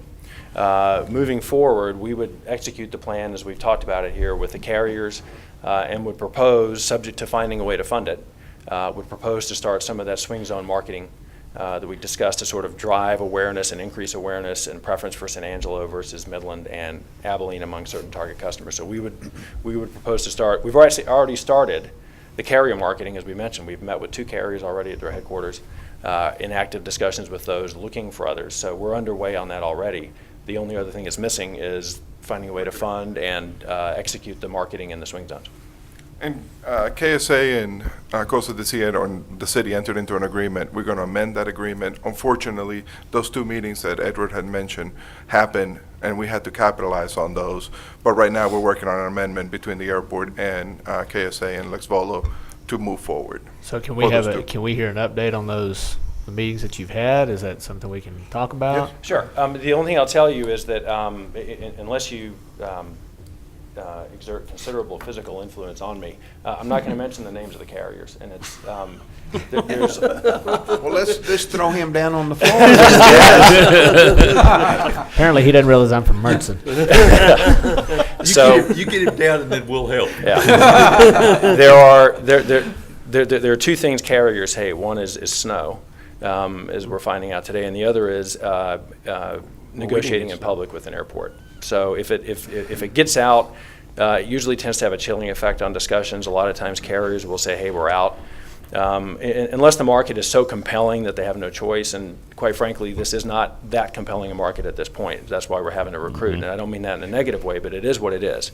Yes. So we'd like to keep the names of the carriers private, with all due respect.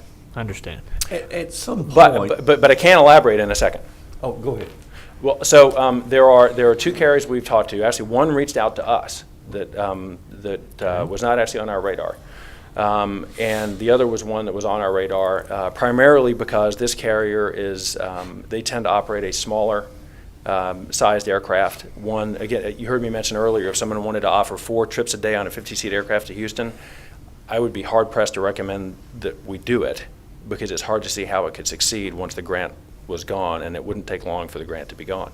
So an airline that flies a smaller aircraft, that is used to operating in smaller cities with either Essential Air Service grants, which are a different program, or SCASD grants, is sort of the carrier that we identified that would make sense for us. And we've had one meeting with them in their headquarters last week. There is certain follow-up work that we have to do. Quite frankly, we are in competition with other cities who are probably offering substantially more money than we are. However, we don't know which ones they are, but we think it's fair to assume, based on what we think we know, that none of those cities has much in the way of established air service. So you have a more established market than your competitors have. That's probably why they're having to offer 3 or 4 times as much money. So we think that that discussion has promise. The one that reached out to us is a carrier that largely now offers non-scheduled charter service and is looking to get into the scheduled charter business. So it's an opportunity for them to sort of, bad pun alert, spread their wings. The challenge is the aircraft they fly, at first blush, seem to be too large for the market, and so we're concerned about that and want to continue discussions to see what, if anything, they might be seeing in the market that we might be missing. Because you don't want to just say no to somebody, but let's take that discussion a step further, see what your interest in the market is. They will probably make a trip here relatively soon, and we'll assess that. Meanwhile, there are other carriers that we can talk to. The challenge is that there's not a whole lot who are in the business that we've discussed. They tend to fly on behalf of large airlines into their hubs. The only one that's likely to do that, other than United, who is clearly not interested, United declined to provide a letter in support of the SCASD grant extension, which we thought was a no-brainer for them because it doesn't cost them anything, it doesn't obligate them. They said they weren't interested. One of their commuter carriers could elect to do that on their own, but we don't think it's as likely without United support. So the universe of carriers out there to talk to is not actually all that large. But 2 of the most obvious ones we've talked to. And we expect continued discussions in the weeks ahead on that. So when does our engagement with you end? Is it either based on time or the money's gone? Well, it's essentially done at the end of this. You know, again, excluding any punch list items or things you may say, hey, could you tell us more about this, or could you give us this in a different format, or anything like that that's reasonable, we'll do. But it was to deliver a specific task for a not to exceed number, and that's what we're trying to do. But moving forward, our engagement, if Lou wants it, it would be with him. And obviously, we're delighted to engage with you in any additional way that Lou asks us to keep you in the loop or to get your input or anything like that you might want. You're a very tight, close-knit community. It's one of the nice things about working here. So you know, we're not overly concerned with contract methodologies or who's writing checks or what our hours are, stuff like that. We want to help you succeed. And obviously, you have to have a contract, but you know, beyond that, we'll do whatever we need to do to work with you and for you to get you where you want to be. We appreciate you. You were talking about starting some sort of a marketing effort to get the word to the people in the swing areas, to let them know about San Angelo. I'm real interested in what some of your talking points are there, some of your persuasive points that you'll present to those people that make them want to consider San Angelo. You may not have those right now, but sometime if you have that Sure. as a paper with some of these talking points, I'd sure be interested in seeing that. Sure. I don't have a solid answer for you here. What I can tell you is what the process looks like if you want to know, just in 30 seconds.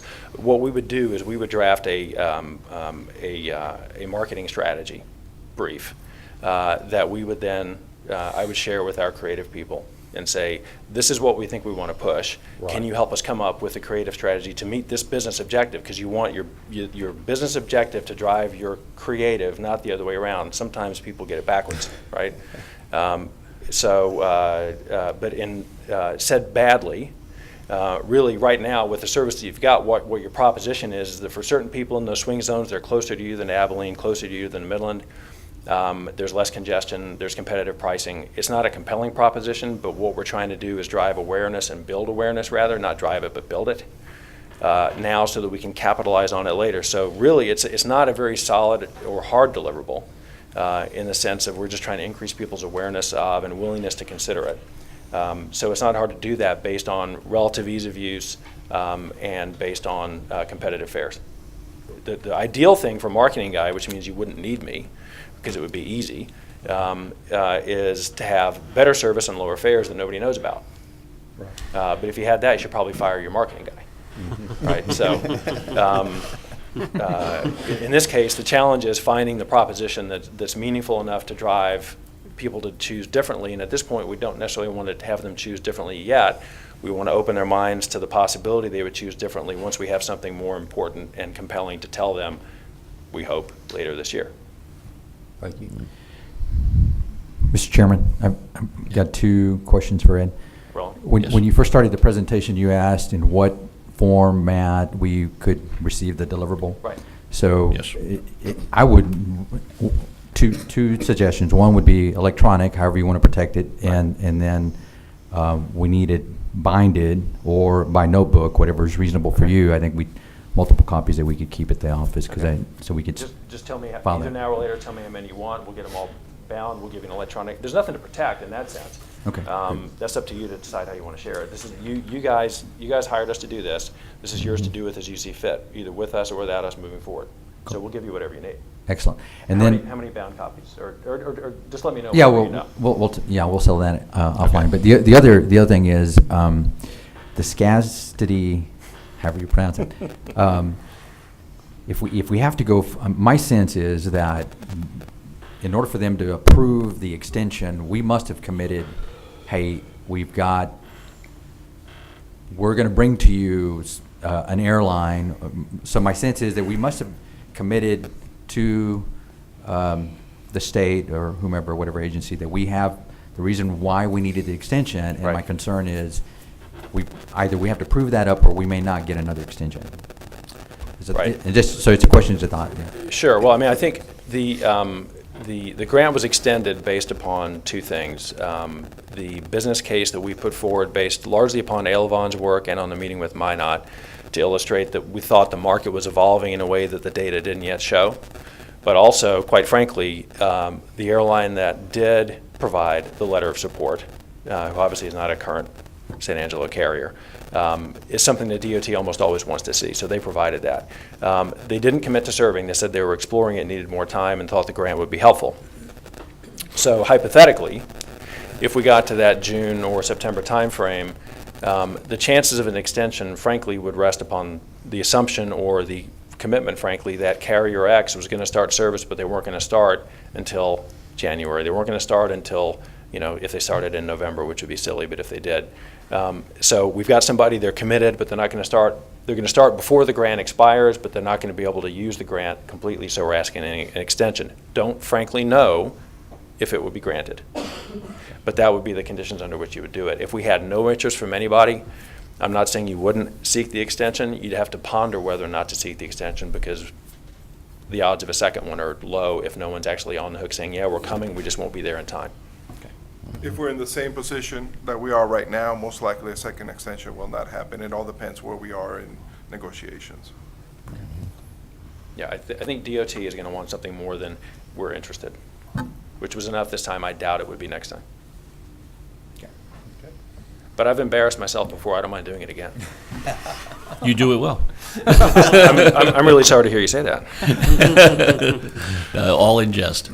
We do appreciate all your hard work. Thank you. Well, you guys are a pleasure to work with. I really enjoy it, not just because you're a short drive down or a short flight down here, but the cohesiveness of your community and your ability to get things done quickly and to pull together. It's something I don't get to do every day, and so I appreciate the chance to work with you guys.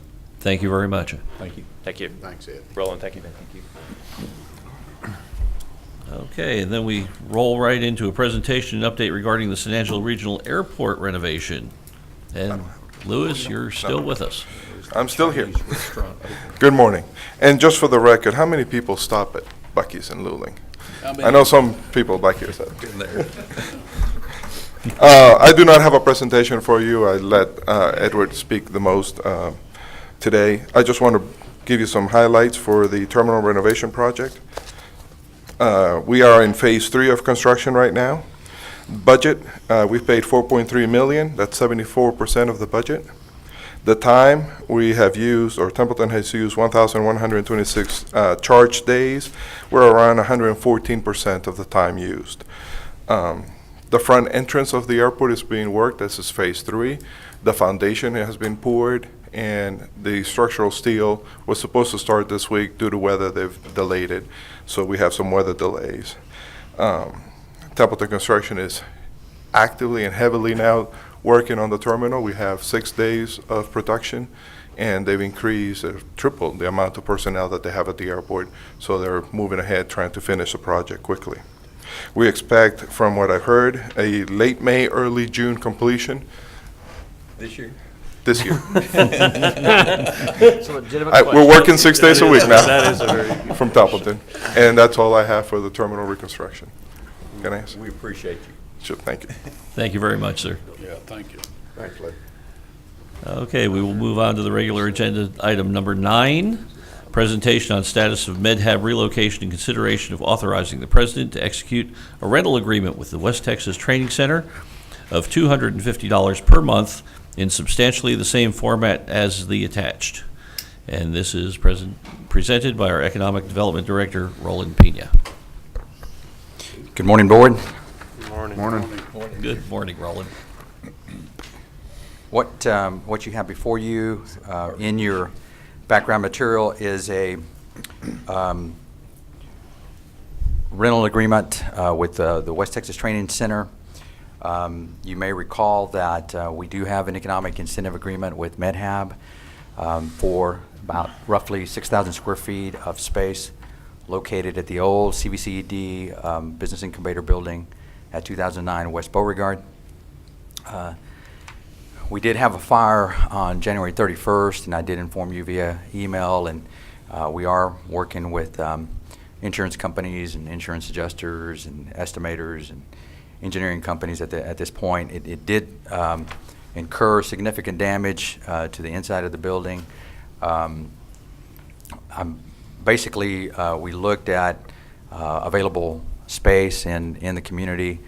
West Texas Training Center has always been a very good partner. You know that that building is owned by the city of San Angelo, but we reached out to them. We contacted Jamie Rainey and John Parsons there, and they've been really good to work with. And we went out to view the space there along with MedHab, and we are looking at a temporary space there for a 6-month lease. That is the agreement that you have before you, with the ability to extend that lease if we need to. It's smaller square footage, about 2,000 square feet, including an additional office space. Does include all of the maintenance, security monitoring, internet service, telephone, and general repairs. And with that, staff recommends approval of the agreement and open to any questions you may have. What was determined that caused the fire? That hasn't been determined, Director. They're still investigating that. Right. And I don't have anything in conclusion at the moment. And basically what our plan is to put them up in a temporary place and go back and refurbish the building that caught fire, correct? That's correct. Okay. I'd move approval of the rental agreement with West Texas Training Center for $250 a month. Do Second. we have a second? We have a motion and a second to approve as read. Do we have any comments from the board? Any public comments? I'm glad Director Hebert mentioned the dollar amount. That is a relatively low-cost amount, and for the benefit of the audience and those on TV, that is the per-month fee agreed to. So, Yeah, and that is an awesome extension. I also serve on the CVCED board on behalf of this board, and discussions there were similar to here. Quite favorable, and thank you for bringing this on behalf of that board. Any public comments? Then we'll have a vote. All in favor, please say aye. Aye. Any opposed? That carries. We do have items 10 and 11, which I've been asked to hold until after executive session, so we will now move into executive session. Executive session under the provision of Government Code Title V, Open Government Ethics Subtitle A, Open Government, Chapter 551, open meetings, Subchapter D, exceptions to the requirement that meetings be open.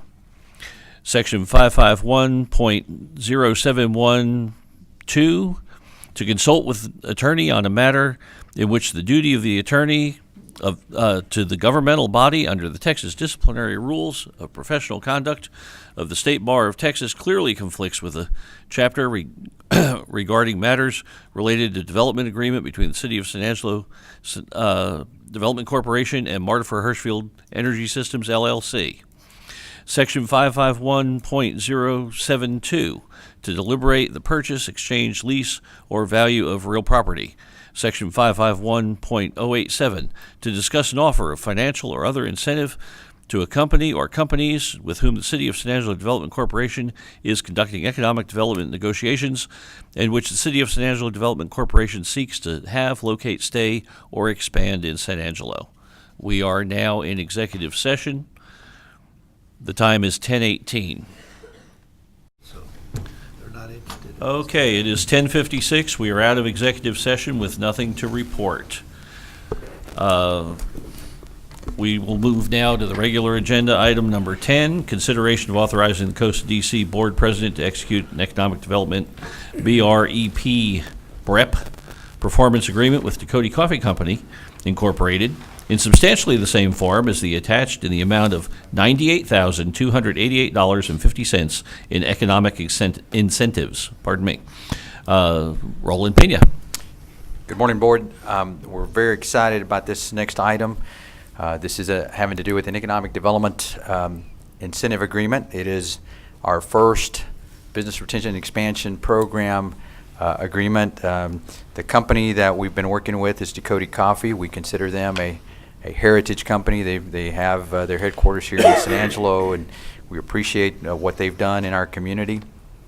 Early 2014, they notified us that they were intended to expand in their service market territory, and I believe they had some dialogue in 2013 with John Dugan and Bob Schneeman at the time. So we followed up with the meeting. The chamber really coordinated that meeting. Director Hebert was there, and from that point we began. It's just so happened it coincided with the development of our business retention and expansion program plan and our development of our incentive policy. So at that time, we were notified that the expansion included new facilities and increasing their workforce. They had looked at another city with a much more favorable site and incentives. So we began to prepare using our BREP program and our policy an incentive package that would help meet the needs of Dakota Coffee. The expansion is valued at approximately $1.7 million. That includes plant and equipment. The creation of 7 up to 12 jobs. As I stated, it does meet the requirements of our BREP policy, and it is our first economic development agreement under that program. Mr. Mike Egan, who is sitting in the audience and is here today, was very helpful, very patient, helping us work through that process. In fact, we used their project as one of the case studies, along with other scenarios, to help develop a really strong, good policy for us. For the audience, for the benefit of the audience, this is what the summary of incentives entails. It does have a tax rebate, the development fee waiver, sales and use tax rebate, some funds for secondary egress, the fire prevention incentive, job creation that's $5,000 per job, brings a total of $98,288.50. Staff recommends approval for the economic development agreement with Dakota Coffee Company Incorporated. And can answer any questions you may have. I've got a statement. Yes, sir. I grew up in San Angelo, and I always loved the smell of roasted coffee beans. And I think that Cody is responsible for my coffee addiction. They probably like that. I couldn't be more happier to help a local, homegrown, historic company like the Cody Coffee. Motion to approve. Second. We have a motion and a second. Would you like to say something to the board? Sure. I really appreciate you all taking this under consideration. And it kind of goes back to years and years ago when a small group of us initiated the effort to pass a half-cent sales tax. And I was part of that original group. And we worked very, very hard. And the third time was the charm. And so I'm very pleased with your opening your channel of communication with us in this area. It also goes back when I was active in the chamber, and I was head of the manufacturing council for City of San Angelo. I didn't do a very good job. As Mr. Dick Funk called me and reminded me one afternoon, I lost Levi Strauss. We downsized Johnson & Johnson, so I didn't do a very good job. But the main thing that carried over from that experience was the emphasis was on the larger companies. What about the smaller companies? What about the companies that have been here, the ones that have been supplying the core infrastructure for our great city of San Angelo? And that seemed to be neglected. So when we decided to do this expansion, and we are a very conservative company, I thought, well, based upon what I just said, why not put some feelers out to see if there's any interest to support us? And we thank you, and on behalf of the employees, we thank you for that consideration. Thank you very much. Thank you, Michael. Well, is there any comment from the public? Then I will call for the vote. All in favor, please say aye. Aye. Any opposed? And I'd like to second all the enthusiasm for Dakota Coffee. You are a heritage company here. When I first settled here, I went to work for Mitsubishi Aircraft after I got out of the Air Force. And one of the first things they showed me was the Dakota Coffee maker right there in the engineering office. And I fell in love with your product. Thank you. Thank you very much. Thank you. All right. Okay, we'll move on to item number 11, discussion and board input on draft fiscal year 2015-2016 budget. Roland, the floor is yours.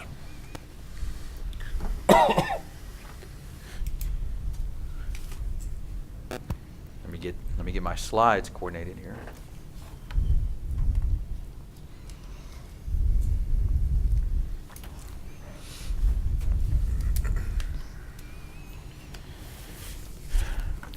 All right. I wanted to. This really is an item that Director Hebert has asked for in prior meetings. Discussion with regard to the budget, and to begin that process early on, and that's what we're doing. So you have the worksheet in your package, and there are two items there that can't be changed, and I wanted to point them out. They're significant in dollar amounts, so I wanted to point those out. Affordable housing, $335,000. That is a line item, and what we'll do is that in our discussion, I'll come back next month and we'll talk a little bit more about other expenses, but I'll check these off and just take your input for what we're presenting each time that I present. And then the sports facility maintenance, $274,273. That includes the additional 2% that we add per year, so that'll be the new dollar amount. You have last year's amount on the worksheet, so this will be the new dollar amount. Any questions with regard to those two items? And Morgan is behind me in the event that there's a question that I can't answer. Here's some additional expenses, anticipated expenses. These project amounts are at the bottom. They're the last thing you see in that budget worksheet. So we anticipate to have these balances. Again, Marta for Hirschfield is the amount that they would be owed for 2014.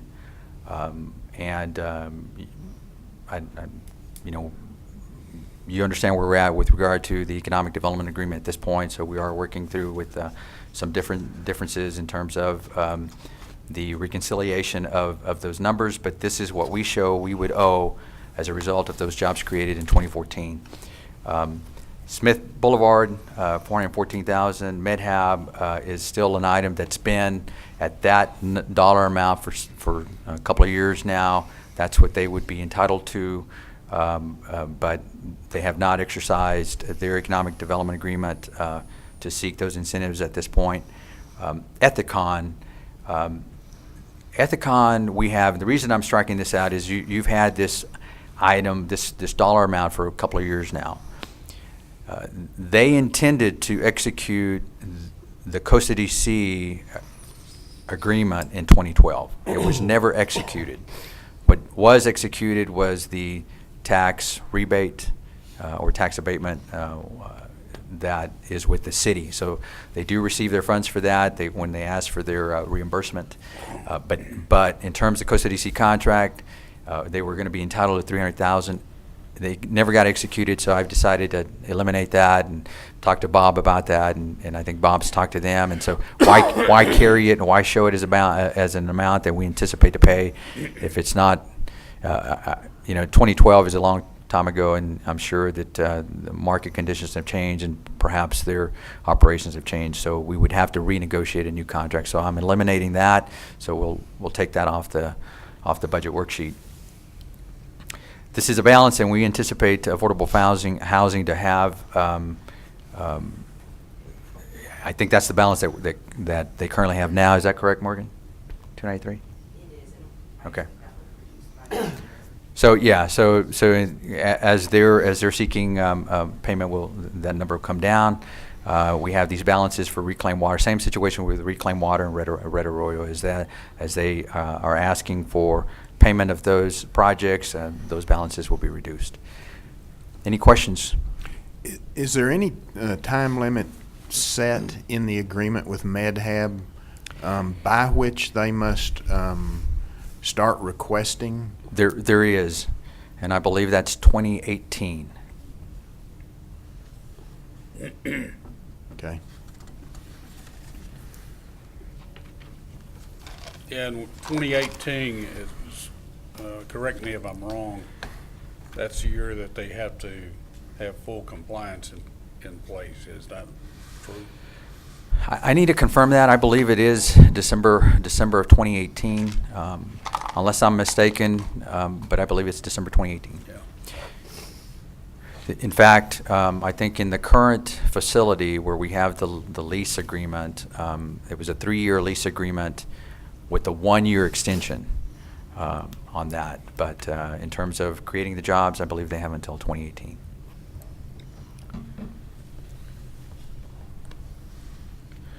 All right, these are the anticipated partner contract expenses. And why does that look? So that is not, that 259 number is not correct. We provide them $325,000 for that contract, so that number is incorrect, so I'll have to change that. Downtown San Angelo, $75,000. We've had it in this fiscal year budget. We are in discussions internally, discussing the contract and the potential for those funds to be provided from other sources. That has not been resolved at this point. They have not invoiced us at all this fiscal year, and so I'll just stay tuned for more information on that. And So, Roland, do you think that's going away, the 75 to downtown? well, Have they been able to secure other sources? not at this point. And I say that because City Council approves the contract. And so, or it's ratified if it comes before the Costa DC Board. We do have some internal discussions happening now, and there's some negotiations happening now with the downtown San Angelo. And so it is my opinion, and I've stated this to downtown San Angelo and in our internal discussions, that their mission and responsibilities align better with other sources of funds than they do with the economic development for sales tax, economic development sales tax funds, just because of the primary job requirement, as you all know, since y'all have had the training.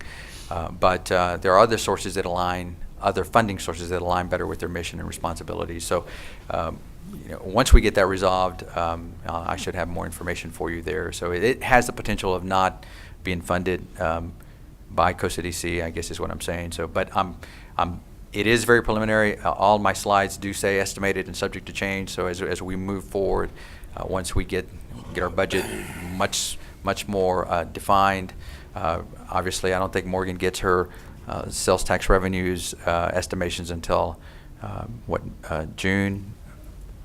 Is that about right? Okay. So, Okay, hold on a minute. Roland, do we have anything in the agreement with specifically with downtown about job creation, creating primary jobs For downtown San for Angelo? downtown San Angelo? No, we don't. You're Not that I'm aware.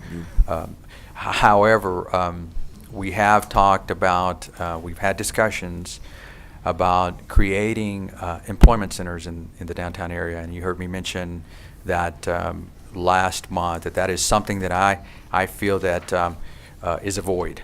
So I believe that Costa DC can do that. If downtown San Angelo is much more focused on their historic preservation and revitalization, and that is something that they're unable to do. Now, I will tell you that they do, Dell, in working with Dell, and it's great to work with, he understands. He understands that putting an employer, a regional headquarter employer, those primary jobs in the downtown will help sustain the downtown better, and it would be a plus for the downtown and central business district. So he understands that, but we don't have that, has not been in the contract in prior years. Now, that was a multi-year contract that expired at the end of the last fiscal year, so it expired September 30th of 2014 and has not been renewed because we've been under these negotiations and discussions with them. Hopefully in the next month we'll have that resolved. So I'm assuming, pulling back out a bit here, I'm assuming at some point we will have a vote on these items specifically, whether or not to fund or not to fund. Is that a accurate statement or a fair question? Or so if we don't say anything one way or the other today, it's going in, or we're not there yet? I want your input. If that's an item that you don't feel needs to be there, or if you need more time, that's fine. I mean, our budget won't be finalized. You won't vote until we're a little closer, and once we get her Morgan's timeline. Really, what we're looking for right now in terms of meeting the needs of Costa DC Board is once we get the revenues, and we've gone through the expenses, and if you have any additional expenses that you want to add, we're ready to finalize our budget for the next fiscal year, and we can make that happen as early as May or June or whatever, because we're really only anticipating some numbers that we get from finance, and that is sales tax revenues. There may be some additional information that we'll need, but yes, I mean at that point you can take a line item, or when we get ready to approve the budget, you can do it line item by line item, or you can ask to remove. And well, as I've stated before, I think we need to focus on job creation. That's my opinion. I think we need to focus on our projects, much like Dakota, with our homegrown businesses. I don't candidly see any, if we're talking downtown San Angelo, primary job creation there. So as one member of this board, I'm okay if that is funded from another source and we don't fund it. So I understand. What I would like to see is, if we elect to continue, I'd like to see them give us a report on new businesses that went in downtown. They used to do this, and revenue reports on increased revenue of downtown San Angelo. And they're in job creation themselves. They are. They help solicit businesses to come downtown. Those businesses hire people. They create revenue. But I would like to see them report to us and make us more aware of their part, just like Tommy's talking about, in job creation. Dale and I have had some discussions about those presentations and showing what that return on investment is and their direct involvement, which businesses they were able to attract into the downtown area. So we've really talked a lot about the format, and I think he's on board with that, including jobs that are created. Morgan, would you talk about the timeline? Okay.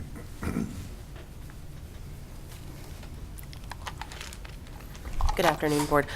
Good morning. afternoon. We've been here a Good while, morning. right?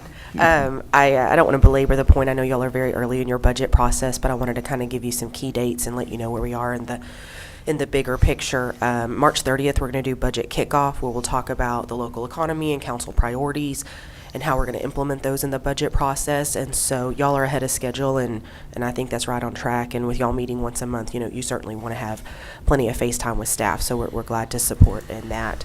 In April, we'll continue developing revenue estimates. We'll develop a revenue model for everything: water sales, municipal court revenue, permits and inspections, and that model is very valuable as we develop it in April, except as it relates to sales tax and property tax. Those are numbers that we're really watching right down to the wire. And so, sales tax. We're going to be forecasting those through August, and I'll get to a little more detail about what it relates to the board. But we really want to be down to the wire, sharpening our pencil on year-to-date activity and how we can project that in the new year. We're poised to move and to react if we have, that this exceptional positive economic impact we've had cannot sustain indefinitely. I guess is how I would say it. And so we're watching it very closely. And so we expect that in 2016 that we will have some interesting effects of that. Anyway, moving on into May, we'll start developing our expense budget. However, it often makes more sense for Mr. Pena's group to develop revenue and expense at the same time as you're balancing your budget. And so we usually see that from the Development Corporation Board. That fits fine with our timeline, and we're happy to support that as well. In June, we will have staff budget reviews, and so we would want a good draft of your budget by then. So those would be around June 8th. And so perhaps in your May meeting, you would have a substantially complete budget, certainly with some loose ends that could be tied up, that's fine. But moving into the staff budget reviews, that's a key date to have something to present to the committee. Then perhaps final board approval would be in July as we finalize the budget ordinance to go to council in August. So, as I said, we're forecasting sales tax through August, but you would have your final adoption in July. So we would want to be communicating with y'all on anything we're seeing with sales tax. In the event that your sales tax estimate is conservative, and we just want your sales tax budget to correlate to the city's sales tax budget. And so if we lean on that a little heavier and we do have an increase in our estimate for sales tax, we would plug that in for your budget. We would not decrease your budget without talking to you. And so So there may be some fine dates in there that we want to make sure that y'all are aware of what's going on. But that's kind of the timeline. If you wanted to have a substantially complete budget by May with final board adoption by July, that would get us within the timeline for the budget ordinance and have all your things taken care of. Thank you. Thank you. Thank you, Morgan.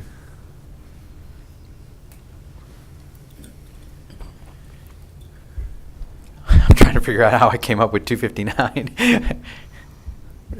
Michael may like that. Their contract is 225, and so we normally capture the chamber contract, downtown San Angelo, Ports to Plains, all under partner affiliations. Do you have any other questions? And your worksheet also shows the chamber luncheons, chamber banquet, these other additional items. These are items that have been there in the past. Doesn't necessarily mean that we utilize that. We can remove them if need be. I don't believe the last two bullets have been utilized. Chamber banquet, we're very supportive of our chamber, so that was the only one that really we do utilize. Luncheons aren't really fully utilized. So, Roland, let me ask a question. Okay. We've talked about a business-to-business initiative. Yes. Is that something we need to specify a line item in our budget for business-to-business, or we? My memory tells me we asked the chamber to include that in their budget line item of 225 that we appropriate to them. Which is correct? Am I correct in thinking that the chamber's going to have that in their budget, or do we need a specific line item in ours? It is part of their budget. It is part of their 225, and it also is a responsibility under their marketing plan that you approved last month. I know that Michael is a one-person department over there. He does have some assistants, and I haven't talked to him about it, but I have been thinking about this business-to-business campaign. We may have to team up and get this done, do it together. I know that's important to the board, and it may require us to bring one or two board members just to kind of help do an ad hoc committee. But I'd like to press that forward if need be. But it is part of their budget, so we can expect to have those expenses go to their budget. Michael, just out of curiosity, do you have an allocated amount for that business-to-business initiative? I'm actually looking up that amount right now. It is one of the line items, and we do have a prototype that Roland and I have looked at that can be modified. That's used in other cities that we can use to quickly create that model. Michael, could you come up to the microphone, please? Yes, sir. Thank you. As I was just saying, it is a line item. It is in the marketing plan, and it really kind of goes hand in hand with BREP. I mean, they're kind of related to each other, and there's a as we just heard from Mr. Agan, there's a tremendous importance in that preserving intercity commerce is really, really critical. And I've been working on kind of a prototype framework of how to deploy it, what it would look like. And there is a company that I have quite a bit of familiarity with based in Austin that's in 11 cities throughout the United States that essentially creates a prepackaged framework to encourage intercity or interregional trade, so that the dollars don't go outside of the city, they stay within, and it's very effective. And I can make a presentation on that next time we get together, or if you'd like to discuss this with me after we wrap up today, I can certainly give you some insights into that. But yes, we're carrying the staff on that. But like I said, we're working really, really closely with Roland's staff as well, so we'll probably team up on that initiative together. Thanks. Thank you. Any other questions? I'm sure that your phone is always available to us if we think of any. And thank you, Roland. You and the staff serve us well. Thank you. Appreciate y'all. Appreciate your leadership and your input. Can I ask one question about the math I see in front of me? That's what I was talking about, I Richard. Nothing adds up to me. What's that 414,000 sitting there? Well, I was trying to figure out what I did there. All of these items are considered partner affiliations. Okay. And so the only thing I can think of was I was trying to add up all of these items and have the partner affiliations at the bottom of the. I can get to 400,000 Yeah, so- real easy, but is all that supposed to add up to? It's not. I don't know how I ended up with 414 Okay. or how I ended up with 259. That's what you I'm get not for sure. getting up at 4 o'clock in the morning. That's right. I did do that this morning. That's what you get for getting up at 4. That ought to It is an ought to impressive slide. Ought to be a lesson to you. All right. All right. Fortunately, Can this we- item can was we simply adjourn? discussion and board input. We got a little time to work on that. That being said, and since Roland suggested it, that was our last item to handle. We had nothing coming out of executive session. I'm just reviewing here. I would entertain that greatest motion of the day if someone would So make moved. Second. All in favor, please say aye. Aye. We are dismissed. All right, good meeting.